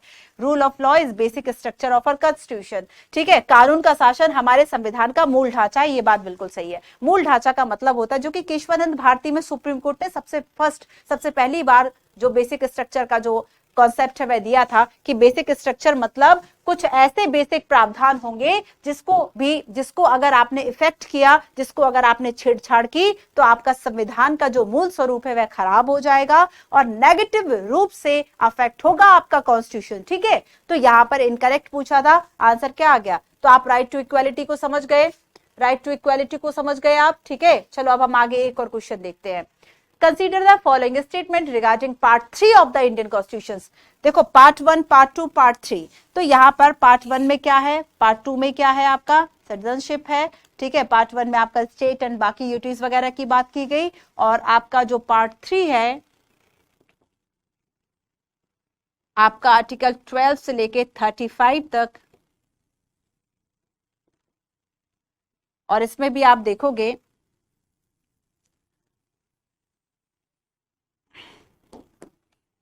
आपका जो इक्वालिटी है 14 to 18, आप सोचोगे मैम 12 और 13 में क्या है? 12 में राज्य की डेफिनेशन है, 13 में ऐसी विधियों की बात की गई, ऐसे लॉ की बात की गई कि अगर सरकार ऐसा कोई लॉ बनाती है जो कि इन फंडामेंटल राइट्स को वायलेट करते तो वो शून्य होंगे, ठीक है। इक्वालिटी की बात हो गई, फिर फ्रीडम की बात होगी, इसमें स्वतंत्रता के अधिकार की बात होगी, ठीक है। आप देखेंगे 19 से लेके 22 तक, फिर आपका राइट टू अगेंस्ट एक्सप्लॉइटेशन होगा, अगेंस्ट शोषण के विरुद्ध अधिकार, अगेंस्ट एक्सप्लॉइटेशन, ठीक है। 23 एंड 24 कई बार पूछा गया है, 23 में क्या है, 24 में क्या है। इसके अलावा आप 4 देखेंगे कि आपका धार्मिक स्वतंत्रता का अधिकार है, ठीक है, ये आपका 25 से लेके 28 तक इसका वर्णन है। और इसके बाद आप देखते हैं कि भाई जो आप अल्पसंख्यक है उन्हें कुछ एजुकेशन एंड कल्चरल राइट्स है, एजुकेशनल एंड कल्चरल जो राइट्स है ये आपका 29 एंड 30 में है। कुछ अमेंडमेंट ऐसे हुए थे कि 31 को डिलीट कर दिया गया था, आगे हम बात करेंगे उसकी। और यहाँ पर आपका फिर आता है राइट टू कॉन्स्टिट्यूशनल रेमेडी, संवैधानिक उपचारों का अधिकार, कॉन्स्टिट्यूशनल रेमेडीज, ठीक है, संवैधानिक उपचारों का अधिकार, ये है आपका आर्टिकल 32। तो देखो ये पार्ट 3 की यहाँ पर बात हो रही है। Part 3 put the promise of liberty equality justice mention in the preamble into effect. भाग 3 प्रस्तावना में उल्लेख जो स्वतंत्रता है, समानता है, न्याय है, इसके वादे को प्रभावी बनाता है, इसको लागू कराता है। तो क्या ये सही होगा? ये सही होगा। इक्वालिटी, फ्रीडम, एक्सप्लॉयटेशन है ना, against and education, definitely first सही है। भाग 3 को 6 व्यापक भागों में विभाजित किया गया। Part 3 is divided into 6 broad part, definitely correct statement पूछा है, so answer is option number C. ठीक है, अच्छा ये देखो बच्चों, पार्ट 3 आपका 12 से लेके 35 तक हो गया। आप देखोगे ये आपको शब्दतः वर्ड टू वर्ड याद करने हैं, बहुत ज्यादा इंपॉर्टेंट है। ठीक है, इसके अलावा कुछ और बातें जो आगे बताऊंगी। Consider the following statement regarding freedom of speech and expression. आपके राइट टू फ्रीडम की बात हो रही है, और राइट टू फ्रीडम में आपके एक्सप्रेशन की बात हो रही है, आपकी अभिव्यक्ति की बात हो रही है, आपकी वाक स्वतंत्रता की बात हो रही है। ठीक है, वाक और अभिव्यक्ति की स्वतंत्रता। क्या पूछा है यहाँ पर? वाक और अभिव्यक्ति, बोलने की और खुद को अभिव्यक्त आप अपने किसी भी तरीके से, बहुत सारे तरीके हो सकते हैं, लिखकर, बोलकर, डांस करके। One is the free to criticise the government and incite people to rebel against the government. आप क्या कर सकते हैं? सरकार की आलोचना का अधिकार है, और लोगों को सरकार के खिलाफ विद्रोह के लिए उकसाने के लिए आप स्वतंत्र हो। आप सोचो कि अगर लोग ऐसा अगर ये अधिकार दिया जाता, तब हमारी व्यवस्था कितनी सही हो पाती। First is wrong. सेकंड देखो, ground of the defamation is one of the reasonable restrictions that can be imposed by the state. मानहानि का एक ऐसा दावा है, ठीक है, जैसे मान लीजिए किसी ने आपके खिलाफ अपनी स्वतंत्रता के नाम पर, अपनी अभिव्यक्ति के नाम पर आपके खिलाफ एक झूठा केस या कुछ दायर किया, आपके पास मानहानि का दावा, आप उस पर 1 करोड़ का भी कर सकते, 10 करोड़ का भी कर सकते हो। ठीक है, याद रखना। अच्छा चलो खैर छोड़ो, एक एग्जांपल बताना था बट वो ठीक नहीं है बताना। सो यहाँ पर क्या है कि स्टेटमेंट की अगर हम बात करें कौन सा करेक्ट है, फर्स्ट तो रॉन्ग हो गया, सेकंड बिल्कुल सही है। मानहानि के आधार पर है ना, एक ऐसा उचित एक प्रतिबंध आपको देता है जिस पर आप दावा कर सकते हैं। Next question is which of the following sentence regarding right to freedom is correct. संविधान कहता है कि किसी भी व्यक्ति को किसी भी परिस्थिति में उसके जीवन या व्यक्तिगत स्वतंत्रता से वंचित नहीं किया जाएगा। The constitution says that no person can be deprive of his life of personal liberty under the any circumstances. Circumstances लिखा होता फिर भी समझ में आता। एनी सर्कमस्टांसेस क्या है, ये क्या लिखा हुआ है? देखो जरा आगे देखो बच्चों,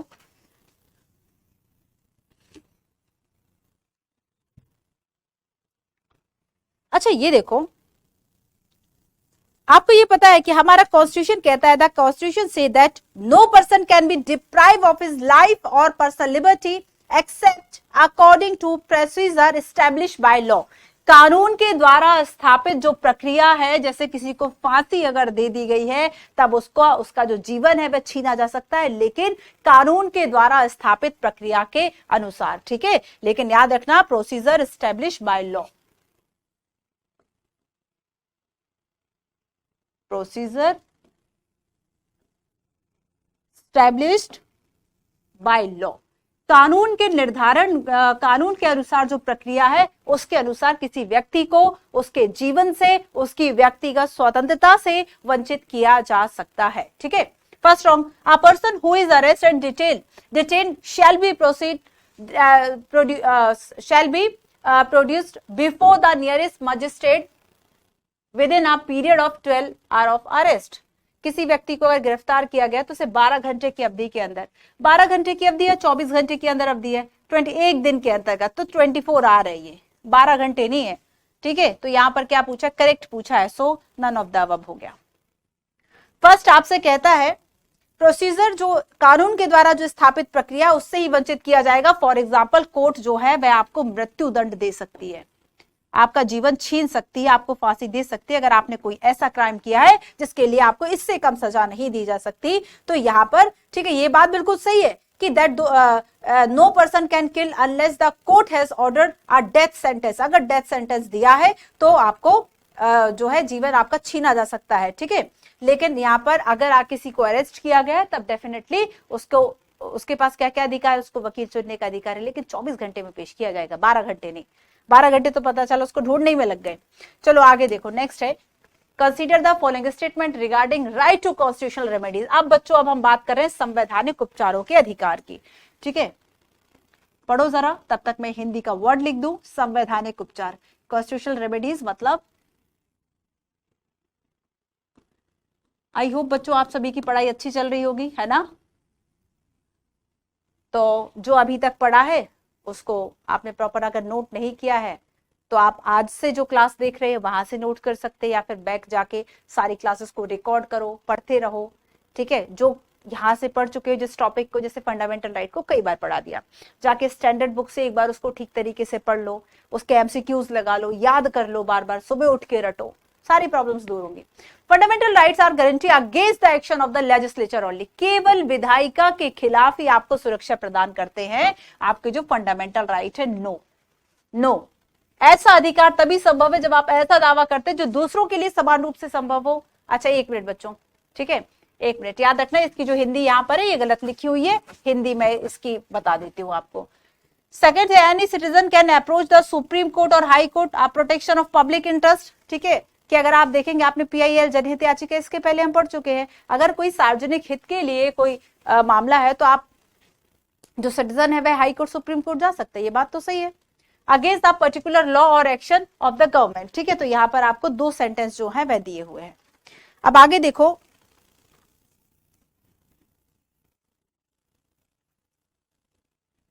आपको ये याद रखना है बच्चों, करेक्ट स्टेटमेंट में क्या होगा कि फर्स्ट जो है वह आपका रॉन्ग है। फर्स्ट रॉन्ग क्यों है?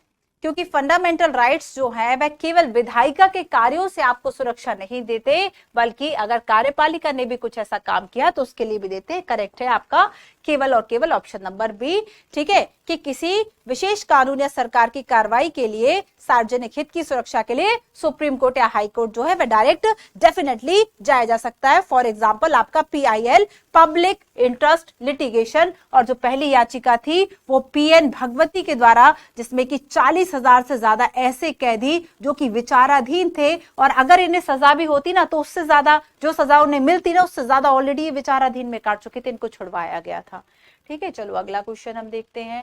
नेक्स्ट क्वेश्चन है consider the following statement regarding the fundamental right grant by the Indian constitution. भारतीय संविधान में जो आपको अधिकार दिए गए हैं, फर्स्ट है fundamental right granted by the constitution are only right citizen have, संविधान के द्वारा प्रदत्त मौलिक अधिकार ही केवल, देखो केवल, सभी कुछ ऐसे शब्द होते हैं जो कि आपको आप पकड़ के यहां से जो गलती है वह निकाल सकते हो। केवल नागरिकों के अधिकार है, मतलब केवल यही अधिकार है जो नागरिकों को दिए गए हैं। मौलिक अधिकार सभी अधिकारों का सोर्स है क्या, या फिर और भी कहीं कुछ सोर्स है? Fundamental right are the source of all right, क्या होगा इसका आंसर? अच्छा ये देखो, fundamental right granted by constitution are not the only right citizens, ठीक है। तो यहाँ पर आपको याद रखना है कि इसके अलावा आपके लीगल राइट्स भी हैं जो कि आप एंजॉय करते हैं। इसके अलावा और भी जो कोर्ट के जजमेंट्स होते हैं जिसमें कि एक्सपेंड किया जाता है, for example right to press, right to information, right to education, बहुत सारे ऐसे अधिकार हैं। तो फर्स्ट जो है वह रॉन्ग होगा, सेकंड बिल्कुल सही है, चूंकि इसमें करेक्ट पूछा था। ऑप्शन नंबर 2 बिल्कुल सही है कि मौलिक अधिकार सभी अधिकारों का जो स्रोत है वह है, ठीक है। अब देखो नेक्स्ट क्वेश्चन है आपका, अब आ गए हम फिर से राइट की डेफिनेशन में। राइट की डेफिनेशन मुझे लगता है आप ये क्वेश्चन कर लेंगे, मैं आपको ये क्वेश्चन छोड़ दूं, आंसर कर लोगे ना इसका। The claim should be reasonable, the claim should be recognised by the society, the claim should be sanctioned by law. दावा उचित हो, समाज को मान्यता हो और दावा कानून के द्वारा स्वीकृत हो। तो यहां पर क्या आंसर होगा? क्या समझा था हमने कि राइट्स जो है वह क्या होंगे? राइट्स जो है बच्चों वह क्या होंगे? राइट्स का मतलब होगा कि आपके ऐसे, आपका एक ऐसा दावा अपने समाज से, अपने लोगों से और सरकार से जो कि कैसा हो? रीजनेबल हो, जो कि दावा आपका तार्किक हो और ये जो है सोसाइटी उसको मान ले, सोसाइटी जो है वह उसको मान ले, ठीक है। और ऐसा दावा जो है अगर उसको लिखा नहीं गया तो वह केवल नेचुरल या मोरल रह जाएगा, केवल नेचुरल या मोरल रह जाएगा। आप इसको लागू नहीं करा पाओगे, आप इसको इन्फोर्स नहीं करा पाओगे अगर आपने उसको लिखा नहीं है। सो दैट्स व्हाई कि हमें उसके रिटर्न डाउन करना है, और यही एक कारण है कि हमारे कॉन्स्टिट्यूशन में फंडामेंटल राइट पार्ट 3 में आर्टिकल 12 से लेके 35 तक लिखे हुए हैं। सो यहाँ पर तीनों बातें बिल्कुल सही है। हो गया। अब देखो आगे मैं बताती हूँ आपको, मैंने आपको स्लाइड दी हुई है। Right to equality, freedom against exploitation, freedom of religion, educational cultural right and right to constitutional remedies. कुछ कुछ इंपॉर्टेंट बातें मैं आपको बताती हूँ। और यहाँ पर देखो सबसे फर्स्ट आओ कि यहाँ पर बच्चों जब हम बात करेंगे राइट टू फ्रीडम, स्वतंत्रता। अब मैं आपको एक आंसर बता देती हूँ जो आगे पूछा। जिस बच्चे ने पूरी क्लास नहीं देखी होगी उसको पता ही नहीं होगा कि मैम ने क्लास में ये आंसर भी बता दिया था जो क्वेश्चन पहले पूछा था। आपको पता है बच्चों कि अगर हमने समानता को पहले रखा और अगर हमने स्वतंत्रता को बाद में रखा, उसके पीछे सीधा सा कारण है कि अगर हमने समानता के लिए प्रावधान नहीं किए ना, तो फिर से देश को, अभी तो हमने 200 वर्ष की गुलामी के बाद आजाद कराया था, और अभी अब क्या होगा, एक जाति का, एक कम्युनिटी का दूसरी कम्युनिटी पर जो है हावी हो जा रहा है, या फिर इतनी ज्यादा सोशल इनइक्वालिटीज थी दैट टाइम। आप देखो कि चाहे हम पुअर एंड रिच की बात कर ले, मेजोरिटी माइनॉरिटीज की बात कर ले, या फिर अगर हम इनइक्वालिटी को सोशली, जो उनके पास रिसोर्सेज अवेलेबल थे, जो उनकी एजुकेशन थी, जो उनके पास पैसा था, है ना, अगर हम इकोनॉमिकली बात करें, बहुत ज्यादा प्रॉब्लम्स थी, बहुत ज्यादा।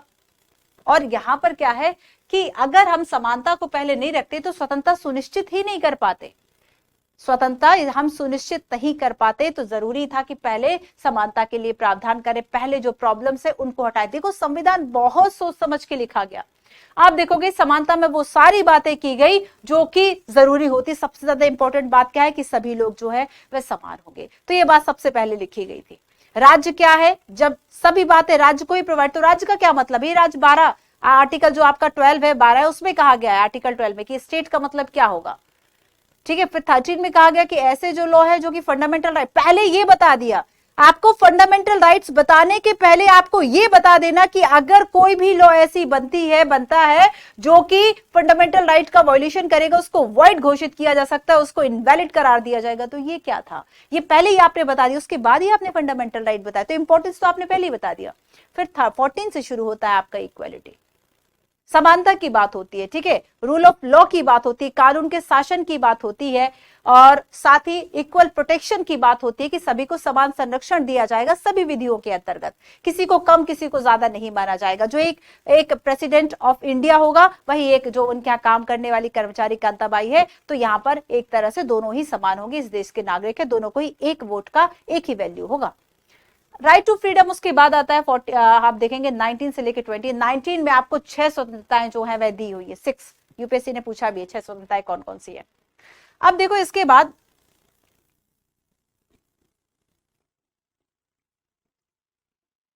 शोषण के विरुद्ध अधिकार 23 एंड 24 आर्टिकल। और आपको पता है बच्चों इसमें 3 बातें शामिल हैं। एक तो आप मानव व्यापार नहीं कर सकते, वह प्रतिबंध है, प्रोहिबिटेड है कि किसी भी तरह से आप जो मानव व्यापार है वह नहीं कर सकते, ठीक है। और भी इसमें 2-3 बातें जो मैं आगे आपको बताऊंगी।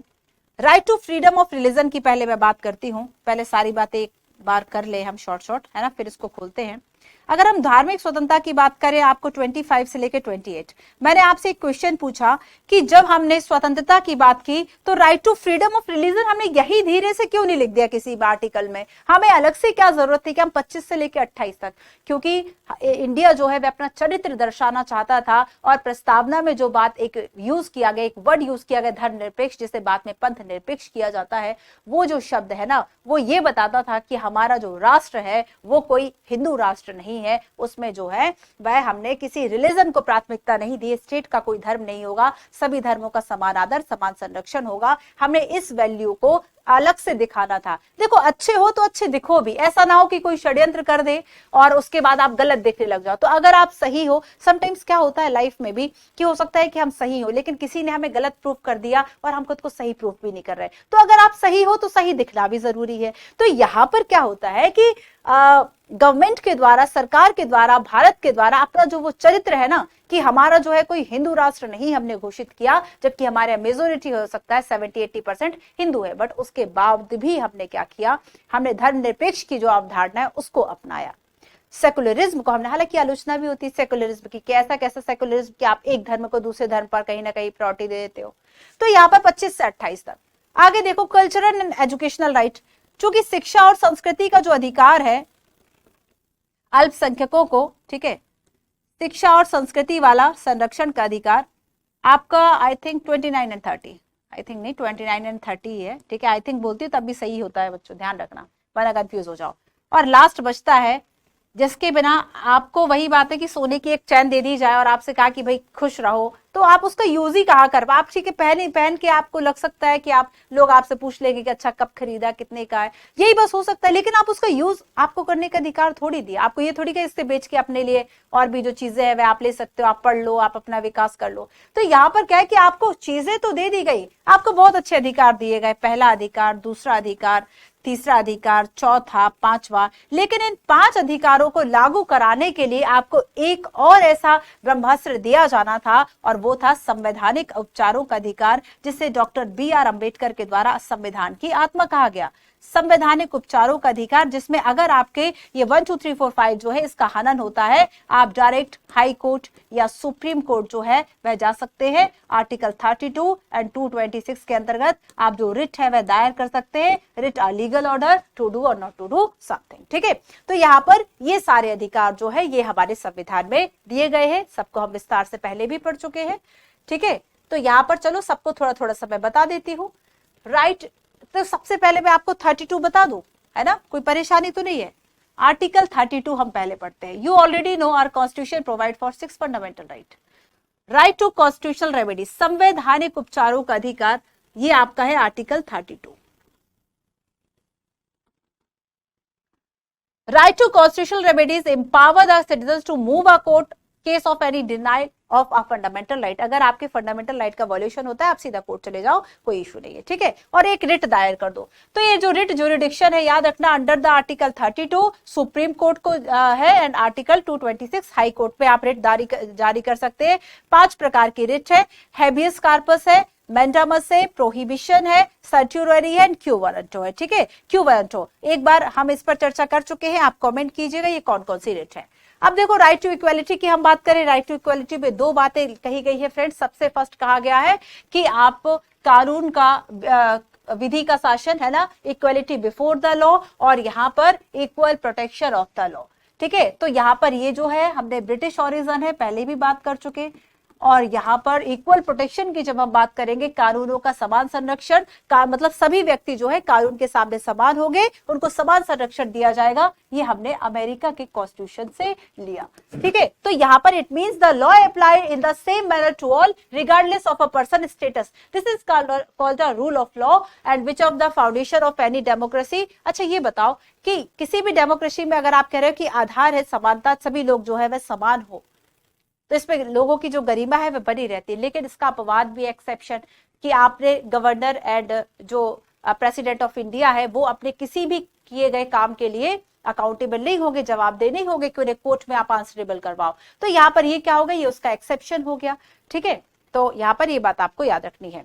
तो यहाँ पर the government shall not discriminate against any citizen ground of religion, race, caste, sex और प्लेस ऑफ बर्थ। तो 5 ऐसे आधार इसमें दिए गए जिसके आधार पर भेदभाव नहीं किया जा सकता, और सभी को जो पब्लिक प्लेसेस है वो एक्सेस होना चाहिए। रेस्टोरेंट, होटल, आप किसी से कास्ट के आधार पर ये नहीं कह सकते कि नहीं इस नल से पानी मत पियो, ठीक है। There shall be no restrictions with regard to use of well, tank, bathing ghat, road, playground, place of public resort maintain by government और dedicated to the use of general public. अगर जनरल पब्लिक के use के लिए उसको dedicated किया गया है या गवर्नमेंट के द्वारा बनवाया गया है तो, और सभी को अवसर की समानता है, all citizen have equality of opportunity, ये आपकी बात जो है वह प्रियम्बल में भी लिखी हुई है, ठीक है, अवसर की समानता है। चलो अब आगे बात करते हैं राइट टू फ्रीडम।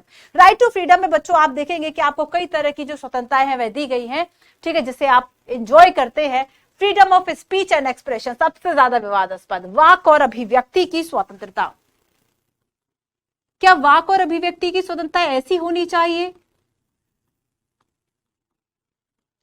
कि आप उसके आधार पर देश के लिए कुछ ऐसा बोल सके जिससे उसकी इंटीग्रिटी प्रभावित हो? याद रखना कि इस पर प्रतिबंध लगाया जा सकता है, यानी जो आपकी फंडामेंटल राइट्स है। आगे मैं एक क्वेश्चन पूछूंगी और उसमें आपको बताना है कि क्या इन पर रेस्ट्रिक्शंस हो सकता है, तो इन पर रीजनेबल रेस्ट्रिक्शंस हो सकता है। रीजनेबल रेस्ट्रिक्शंस, प्रतिबंध जो है इन पर लगाया जा सकता है, जैसे कि युक्ति युक्त प्रतिबंध हिंदी में कहा जाता है, या उचित प्रतिबंध आप कह सकते हैं, युक्ति युक्त वर्ड आता है, ठीक है। तो पारिभाषिक जो शब्दावली है इंपॉर्टेंट है। Assemble in a peaceful manner, शांति जो सभा है वो करने का आपको अधिकार है, इकट्ठा होने का अधिकार है, यूनियन बनाने का अधिकार है, फ्रीली कहीं भी through out the country, Bharat की सीमा में कश्मीर से कन्याकुमारी हर जगह आपको आने जाने का अधिकार है ना। और reside in any part of country, किसी भी निवास में बसने का अधिकार है। याद रखना कि पहले यहाँ पर एक क्लॉज जुड़ा होता था कि जम्मू कश्मीर को छोड़कर, लेकिन अब जब आपका 370 जो है वह हट गया है तो 370 के बाद आप जम्मू कश्मीर में भी एक प्लॉट लेके डाला ना। Practice any profession to any carry और occupation trade of the business, ठीक है, किसी भी जो प्रोफेशन है, पेशा है, अपने जीवन आजीविका का आपको अधिकार दिया गया है। और इसी के अंतर्गत रिसेंटली आप देखेंगे कि सुप्रीम कोर्ट के द्वारा जो सेक्स वर्कर है उन्हें भी कहा कि भाई ये भी एक तरह से क्या है, इनका पेशा है, तो इसे भी आप असंवैधानिक नहीं कह सकते, ठीक है। You can not exercise your freedom in such a manner that violate other right to freedom. तो यहां पर ये 6 बातें आपको कही गई है, 1 2 3 4 5 और 6, ठीक है। और यहाँ पर ये जो लास्ट बात कही गई है कि आप अपने इन फ्रीडम्स को एंजॉय करो, लेकिन ठीक वही बात, क्रिकेट खेलो लेकिन दूसरे के कांच जो है वह मत तोड़ो, ठीक है। चलो आगे क्वेश्चन बताओ। क्वेश्चन है, consider the following statement, the supreme court has expand the meaning of the right to life include the right to food. सर्वोच्च न्यायालय ने भोजन के अधिकार को भी शामिल कर लिया था, जीवन के अधिकार का विस्तार किया गया। याद रखना, सुप्रीम कोर्ट ने आर्टिकल 21 में जितने अधिकार शामिल किए शायद ही किसी और में इतना संशोधन हुआ, क्योंकि आर्टिकल 21 आपको जीने के लिए बहुत सारी चीजों की जरूरत होती है और हर एक ऐसा प्रोविजन, हर एक ऐसा अधिकार जो आपके जीवन के लिए जरूरी है, जैसे कि मैंने बताया कि राइट टू प्राइवेसी को इसमें शामिल किया, यूपीएससी ने जो पूछा था। तो यहाँ पर सुप्रीम कोर्ट का ये बात जो है वह बिल्कुल सही है कि राइट टू फूड भी इसमें शामिल किया। अगर आपको खाना नहीं मिला, वही बात जो मैंने आपको बताई थी कि आप देखेंगे कि एक न्यूज जो है वह चर्चा में रहती है कि एक भिखारी जब भूख से मर जाता है, ठंड से मर जाता है, वहां के कलेक्टर का ट्रांसफर किया जाता है वहां को, उससे कि भाई उससे व्यवस्था नहीं संभालते बनी। क्यों? अगर आपने किसी को राइट टू फूड उसको नहीं दिया, सरकार ने इतनी योजना चलाई है, अगर उसको नहीं मिल पाया, उसका लाभ और वो मर गया, अगर उसकी वजह से उसको स्वास्थ्य लाभ नहीं मिला और अगर वो डेथ कर गया, तो उसके बाद क्या होगा? इसके लिए अकाउंटेबल है ना गवर्नमेंट, डेमोक्रेसी में लोगों की सुरक्षा के लिए। तो यहाँ पर सुप्रीम कोर्ट ने आर्टिकल 21 का जितना विस्तार, जब कुछ समझ में ना आए ना और आपको लगे कि हाल ही में सुप्रीम कोर्ट के द्वारा ये अधिकार दिए, ये किसमें शामिल है, अगर आपको लग रहा है कि आपके जीवन से संबंधित, सीधा आर्टिकल 21 टिक करके आओ, ठीक है। The constitution provide many more right which may not be fundamental right. Constitution में आपको ऐसे और भी अधिकार दिए गए जो कि फंडामेंटल राइट नहीं है। कि क्या केवल सारे राइट आपके फंडामेंटल राइट्स में ही लिखे हैं? नहीं, ऐसा नहीं है, हमारे और भी लीगल राइट्स है ना। जैसे कि हम राइट टू वोट की बात करें, वो फंडामेंटल राइट में कहाँ लिखा हुआ है, लेकिन कॉन्स्टिट्यूशन में कहीं ना कहीं उसकी बात की गई। The right to property is not a fundamental right but it is a constitutional right. याद रखना बच्चों कि जब हम राइट टू प्रॉपर्टी की बात करेंगे तो जो हमारा मूल संविधान था ना, उस मूल संविधान में हमारे जो फंडामेंटल राइट है वो कितने थे? 6 नहीं थे, वो 7 थे, ठीक है। फिर आपको याद रखना है कि बाद में जब आपका 44 अमेंडमेंट होता है और इस 44 अमेंडमेंट के द्वारा आपका जो राइट टू प्रॉपर्टी है इसको हटा दिया जाता है, क्योंकि सामाजिक असमानता को कम करने के लिए एक जमींदार के पास 100 जगह थी, 100 गांव थे, एक किसान बेचारा दूसरे क्या मजदूरी कर रहा था। तो चूंकि ये बराबरी कहीं ना कहीं ठीक हो सके, गवर्नमेंट ठीक तरीके से प्रयास कर सके, उसके लिए क्या किया कि राइट टू प्रॉपर्टी जो है इसको फंडामेंटल राइट से हटा दिया गया था, ठीक है। तो यहाँ पर बेसिकली इसे कॉन्स्टिट्यूशनल राइट जो है वह अभी भी दर्जा दिया गया। इसमें इनकरेक्ट आपको बताना है। अच्छा अब रुको,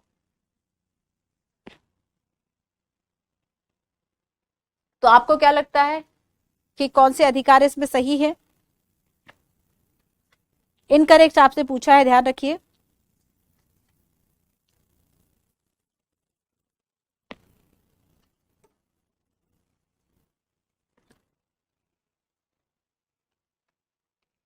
चलो अब इसका आंसर बताते रहना, आगे चलते हैं, ठीक है, आगे चलते हैं।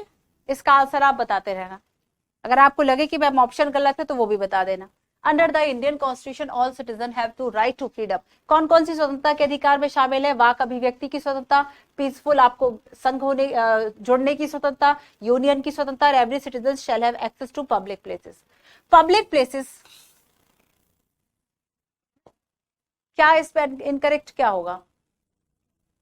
इनकरेक्ट क्या होगा? देखो अगर इनकरेक्ट से आंसर ना आए ना बच्चों तो इनकरेक्ट हटा देना और करेक्ट बता देना, ठीक है। सारी बातें मैं आपको बता चुकी हूँ, आपके लिए 1-2 क्वेश्चन इसलिए छोड़ रही, थोड़ा सा अपना दिमाग चलाओ। अब देखो मैंने आपसे राइट टू प्रॉपर्टी, संपत्ति के अधिकार, मैं यहाँ पे 5 स्टार लगा दूं क्योंकि ये 3-4 बार पूछा गया प्रश्न है, ठीक है। याद रखना, राइट टू मैं बात कर रही हूँ आपसे राइट टू प्रॉपर्टी, संपत्ति के अधिकार की। तो संपत्ति का अधिकार जो है ये पहले आपका याद रखना फंडामेंटल राइट था। संपत्ति का अधिकार बच्चों पहले आपका फंडामेंटल राइट्स उस वक्त 7 हुआ करते थे, लेकिन बाद में याद रखना कि आपका 44th जो अमेंडमेंट होता है कब हुआ था, 88 में हुआ था या 78 में हुआ था, 88 में हुआ था या 78 में हुआ था, ध्यान रखना। 44 अमेंडमेंट बिल्कुल सही है, आप इसका ईयर एक बार चेक कर लेना। It is made a legal right under the article 300A। इसके बाद बच्चों फंडामेंटल राइट से इसको हटा दिया और शिफ्ट अगर इसको हमने आर्टिकल 300A में कर दिया तो इसका मतलब क्या है कि ये संविधान के किसी आर्टिकल में तो लिखा है। अब संविधान के किसी आर्टिकल में लिखा है तो हमने कह दिया भाई कि ये जो है वह हमारा कॉन्स्टिट्यूशनल राइट है, ये हमारा कॉन्स्टिट्यूशनल राइट है। ठीक है, ये बात बिल्कुल सही है बच्चों, ये बात बिल्कुल सही है कि हमारा कॉन्स्टिट्यूशनल राइट। आप मुझे बताएंगे इसका आंसर क्या होगा। राइट टू अगेंस्ट एक्सप्लॉइटेशन में 3 बातें शामिल है कि आप जो है ह्यूमन बीइंग का ट्रैफिकिंग नहीं कर सकते, फोर्स लेबर जो है बेकार श्रम नहीं करवा सकते, और एक ऐसा बच्चा जो कि 14 साल से कम है, ठीक है, या 14 साल का जो बच्चा है आप उसको किसी हार्मफुल वर्क में नहीं लगा सकते। आपने पेंसिल पोर्टल सुना है, मैंने पहले भी आपको बताया था, हम चर्चा कर चुके हैं इस पेंसिल पोर्टल की, वहां पर मैंने आपको ये काफी अच्छे से समझाया था। तो आपका राइट टू अगेंस्ट एक्सप्लॉइटेशन में क्या क्या शामिल है। अच्छा याद रखना बच्चों कि जब आप देखोगे ट्रैफिकिंग इन ह्यूमन बीइंग तो वर्ल्ड सिनारियो अगर हम देखें तो all over the world human trafficking में 71% जो है वह विक्टिम वुमेन्स है, 71% जो है वह महिलाओं की तस्करी एक तरह से कहे वह की जाती है।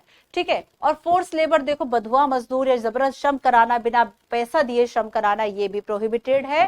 ठीक है, और साथ में ऐसा बच्चा जो कि 14 साल का है अलाइव यहाँ पर 14 साल से कम का है, उसको किसी भी तरह का हजार्डस जो वर्क है उसमें नहीं लगा सकते।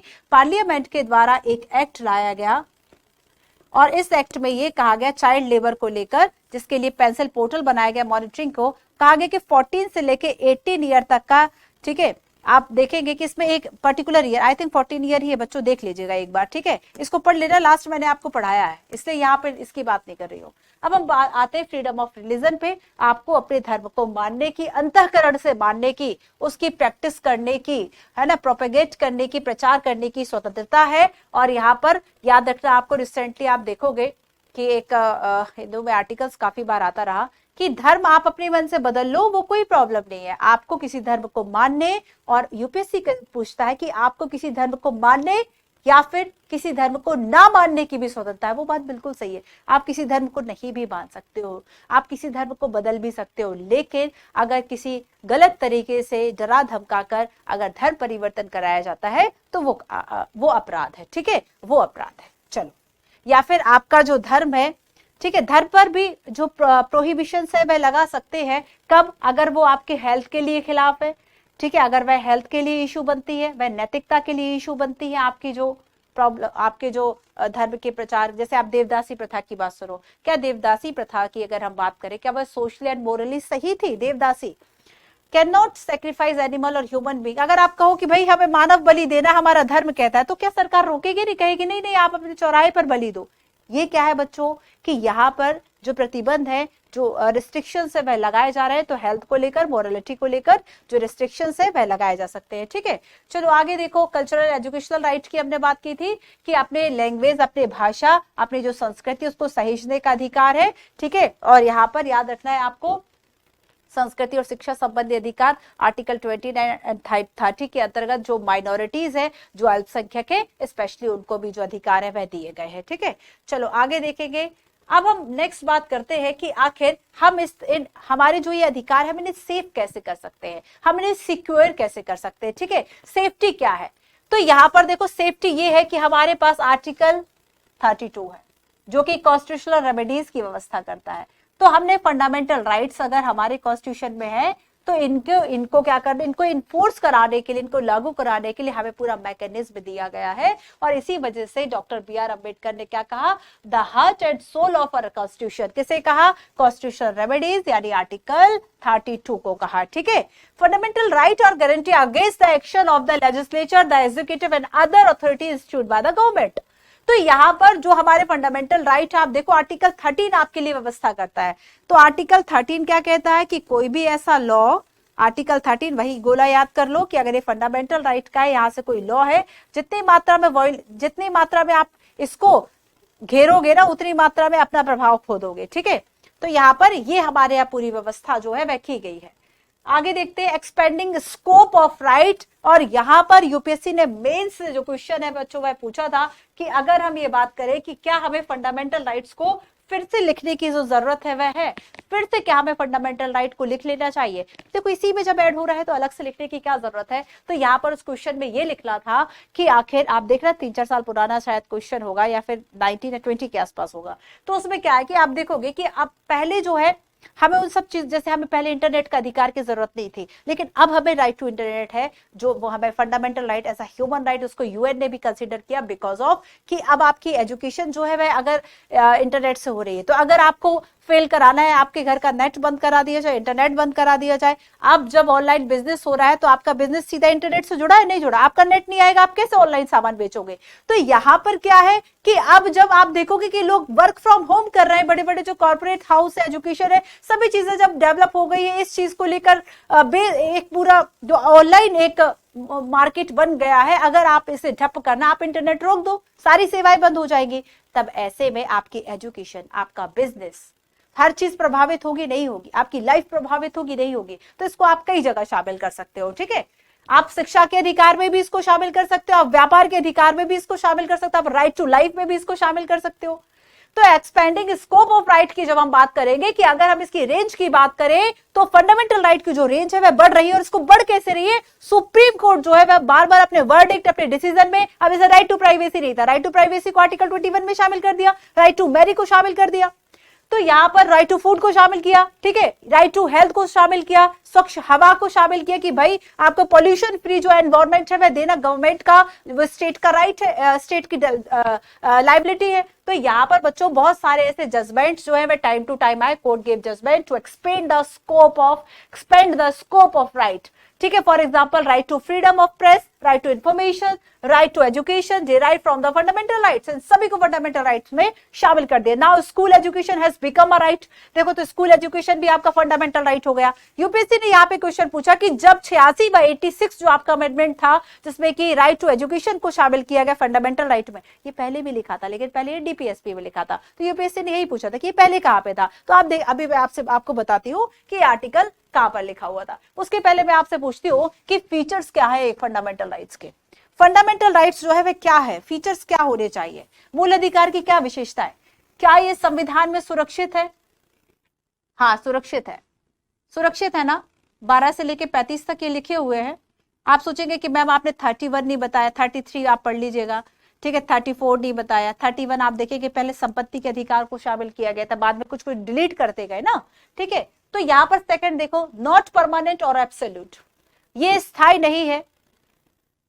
ठीक है, ये स्थायी नहीं है और एब्सोल्यूट।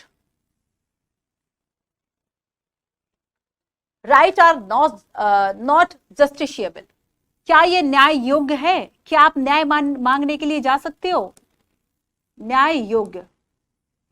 ठीक है, जस्टिशिएबल, नॉट जस्टिशिएबल गलत लिखा है, क्यों, आर्टिकल 32 में है, आपके पास है तो, रिट ज्यूरिडिक्शन है तो, है ना। चलो आगे देखते हैं। देखो बच्चों यहाँ पर एब्सोल्यूट वर्ड लिखा है, तो याद रखना कि ये एब्सोल्यूट नहीं है। एब्सोल्यूट क्यों नहीं है, निश्चित नहीं है। ठीक है, निश्चित इसलिए नहीं है बच्चों क्योंकि अगर आप ये देखोगे नॉट एब्सोल्यूट होना चाहिए, क्योंकि एब्सोल्यूट लिखा है तो ये गलत हो जाएगा।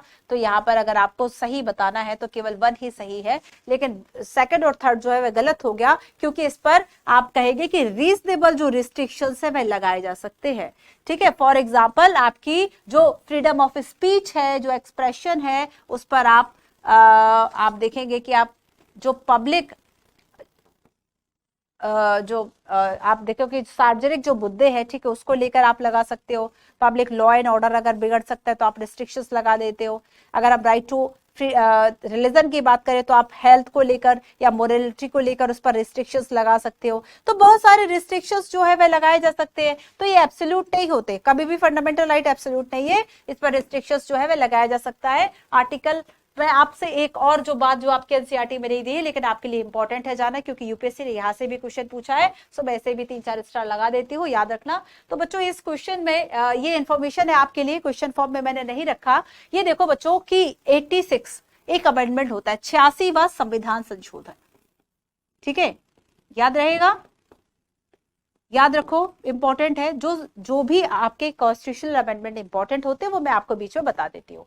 तो 86वां संविधान संशोधन होता है बच्चों 2002 में, 2002 में। और जानते हो इसमें क्या किया गया था? इसमें जो शिक्षा का अधिकार है ना, राइट टू एजुकेशन, इसको, ये पहले था डीपीएसपी का पार्ट था, जो आपके राज्य के नीति के निर्देशक तत्व है, जो पार्ट 4 है, उसमें एक जगह लिखा हुआ था। तो आपका जो 86वां संविधान संशोधन, उसमें कुछ नया नहीं जोड़ा गया, बस कुछ एक्सचेंज कर दिया गया था। ठीक है, तो 21A में शामिल कर दिया गया था राइट टू एजुकेशन को, declare that the state shall provide free and compulsory, एक तो मुफ्त और दूसरा अनिवार्य शिक्षा। याद रखना, फ्री एंड कंपलसरी, मुफ्त और अनिवार्य। अगर प्रश्न आता है कि केवल मुफ्त या फिर केवल अनिवार्य, गलत हो जाएगा, दो वर्ड है, free and compulsory for all children age of 6 to 14 year. ठीक है, तो यहाँ पर एक तो ये है कि 6 to 14 ईयर है, अगर प्लस हो जाए 6 to 18 ईयर, गलत हो गया, 6 to 18 नहीं है, 6 to 14, जो किशोर है वहां तक। ठीक है, this provision make only elementary education of fundamental right are not higher और प्रोफेशनल। आप ये नहीं कह सकते भाई कि 40 नहीं, हायर एजुकेशन, जो हायर एजुकेशन को शामिल नहीं किया गया इसमें कि आपको उच्च शिक्षा का अधिकार आपका फंडामेंटल राइट है, नहीं भाई। आपका जो आप देखोगे 14 ईयर जो आपकी प्राथमिक शिक्षा का अधिकार है, ऐसा करना राज्य का कर्तव्य है कि वह 6 से लेकर 14 साल तक के जो बच्चे हैं, 6 साल तक के बच्चों के लिए कुछ प्रावधान है क्या? हाँ है। ठीक है, उसके लिए भी प्रावधान है, शिक्षा का प्रावधान नहीं है, अभिभावकों के संरक्षण का प्रावधान है। तो यहाँ पर देखो प्रोफेशनल एजुकेशन इसमें शामिल नहीं है, ध्यान रखना।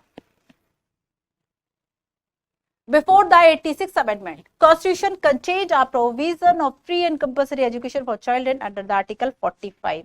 तो पहले ये 45 था, 45 से लेके ये आपका आ गया 21A में। ठीक है, 45 से लेके ये आपका 21A में आ गया, कब? 86वें संविधान संशोधन। बहुत इंपॉर्टेंट है, याद रहेगा। फिर से सुनो, 86 अमेंडमेंट आपका किससे संबंधित है? आपका 86 अमेंडमेंट संबंधित है राइट टू एजुकेशन से।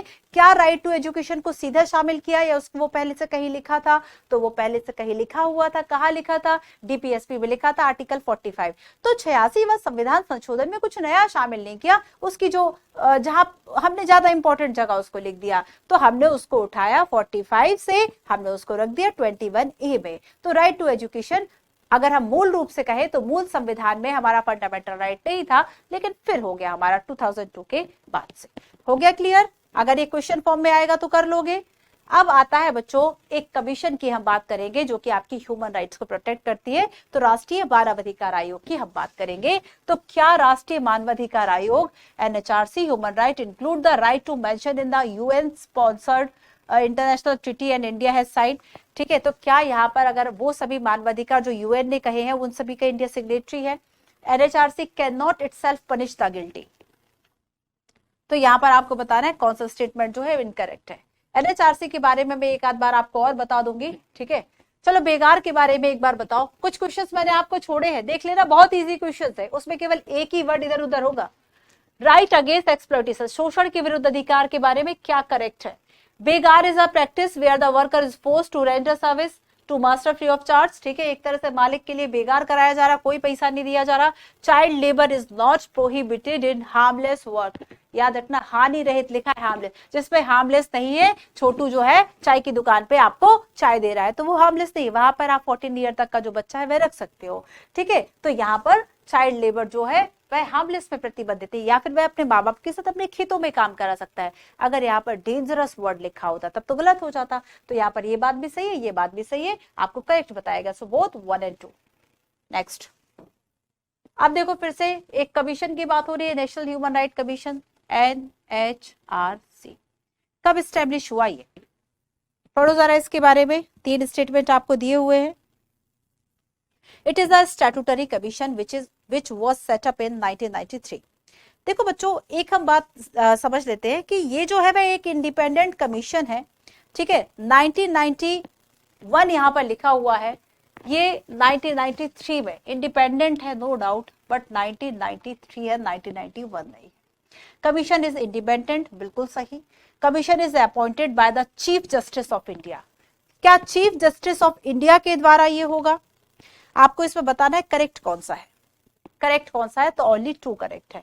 तीसरा जो है वह रॉन्ग होगा, क्योंकि यहाँ पर प्रेसिडेंट ऑफ इंडिया के द्वारा, ठीक है, आपको याद रखना है कमीशन जो है अपॉइंट किया जाएगा प्रेसिडेंट के द्वारा, जो कि रिटायर्ड जजेस है, ऑफिसर्स है, ठीक है, इन सभी को इसमें शामिल किया जाएगा। और बेसिकली ये काम करेगा किसके लिए?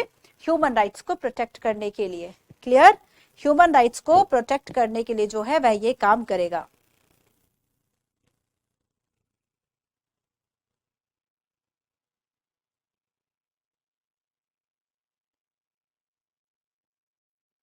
ठीक है, चलो, तो आज की क्लास में हमने काफी कुछ पढ़ा। ये आपके लिए एनएचआरसी के बारे में कुछ इन्फॉर्मेशन है, इसको पढ़ते रहिएगा। तो आज की क्लास में हमने बहुत कुछ जाना। अच्छा चैप्टर था आज का, है ना, डेमोक्रेटिक राइट। और इस तरह से आपकी ये वाली जो कॉपी है, ये वाली जो आपकी बुक है, ये भी हमारी कंप्लीट हो गई। अब हम शुरू करेंगे कल से आपका क्लास 10th। क्लास 10th जो है वह कल से शुरू होगा। ठीक है, आपका 6, 7, 8, 9, 10। अच्छा, आपको सॉरी, ये 8 है और ये 9 है। 8 और 9 का आपको रिवीजन क्लासेस में आपको लाइव दूंगी, डोंट वरी। आपका अब अगला यही प्रश्न होगा कि मैम इसका रिवीजन नहीं करवाया। इसका रिवीजन क्लास पे आपको जल्दी ही दूंगी, लेकिन अभी फिलहाल हम 10th को शुरू कर लेते हैं। हो सकेगा फिर अब 10th के बाद से एक एक दिन जो है वे तीनों की रिवीजन क्लास रख ले। ठीक है, फिर उसके बाद 11th 12th ये हमारी कंप्लीट हो जाएगी। फिर हम हिस्ट्री या ज्योग्राफी को शुरू करेंगे। आज की क्लास में हमने देखा कि एक अधिकारों के बिना जीवन जीना ठीक वैसे ही होता है जैसे सऊदी अरब में, कोसोवा में एंड गुआंतानामो जेल में हो रहा था। ठीक है, और वही आगे हमने बात की कि एक लोकतांत्रिक सरकार में केवल चुना जाना जरूरी नहीं है, संस्थाओं का होना जरूरी नहीं, बल्कि लोगों के पास ऐसे अधिकार भी होना चाहिए। और राइट इन अ डेमोक्रेसी में हमने बात की कि हम एक ऐसे सिस्टम को बनाना चाहेंगे जिसमें लोगों को सुरक्षा हो, उनका मान सम्मान बना रहे, निष्पक्षता जो है वह बनी रहे। ठीक है, जो कॉन्सेप्ट ऐसे होंगे ना आपको लगा कि मैं मिस हो गई या और भी बताना चाहिए, तो वो सब हम रिवीजन में यूज करेंगे। रिवीजन के लिए कुछ ऐसे सिलेक्टेड क्वेश्चंस होंगे जिसमें पूरा चैप्टर जो है वह हम कवर कर पाएंगे। ठीक है, अधिकार जो है वह क्या है? तो एक ऐसे दावे हैं जो कि आपके लिए भी अवेलेबल है, दूसरे के लिए भी अवेलेबल है, जो कि तार्किक भी है, समाज के द्वारा स्वीकृत भी है और जिन्हें लिख भी लिया गया है। ठीक है, कॉन्स्टिट्यूशन में लिख भी लिया गया है। तो इस तरह से अधिकार जो है वह क्या है? अधिकार एक रीजनेबल क्लेम से, right are reasonable claim of person recognised by society and sanctioned by the law, ताकि इसको हम इन्फोर्स करा सके। और इसकी जो डेफिनेशन है, इसकी जो अवधारणा है वह बदलती रहती है। ठीक है, so what is right, why do we need right in a democracy, right in the Indian constitution, इन सबको हम समझ चुके हैं। ठीक है, राइट इन अ डेमोक्रेसी हमने देख लिया कि भाई 3 क्वालिटीज जो है वह आपकी होना चाहिए। भाई पढ़ते भी हो पीडीएफ की, पीडीएफ से चिल्लाते ही हो, पढ़ भी लिया करो एक बार अच्छे से। पीडीएफ को जोर जोर से पढ़ा करो घर में बैठ के। ठीक है, कोई आसपास ना हो तब। तो यहाँ पर ये आपका पार्ट 3 में आर्टिकल 12 से लेके 35 तक है। इन सभी बातों को हमने समझा। पहले राइट टू प्रॉपर्टी भी था, बट अब राइट टू प्रॉपर्टी आपका कॉन्स्टिट्यूशनल है और 300A में लिखा हुआ है, 300A 300A में लिखा हुआ है, यूपीएससी ने पूछा हुआ क्वेश्चन है। ठीक है, तो यहाँ पर हमने इन अधिकारों की बात कर ली, इन अधिकारों को हमने समझ भी लिया। इंपॉर्टेंट क्या था, फ्रीडम की भी बात कर ली, काफी सारे हमने क्वेश्चंस देखे। चलिए, सो दोस्तों मिलते हैं अब हम अपनी नेक्स्ट क्लास में, जिसमें कि हम बात करेंगे क्लास 10 की। ठीक है, सो आपका 6, 7, 8 एंड 9 जो है वह कंप्लीट हो चुका है। 8 और 9 का जो रिवीजन क्लास है वो मैं आपको बीच में प्रोवाइड करूंगी। ठीक है, चलिए, so thank you so much.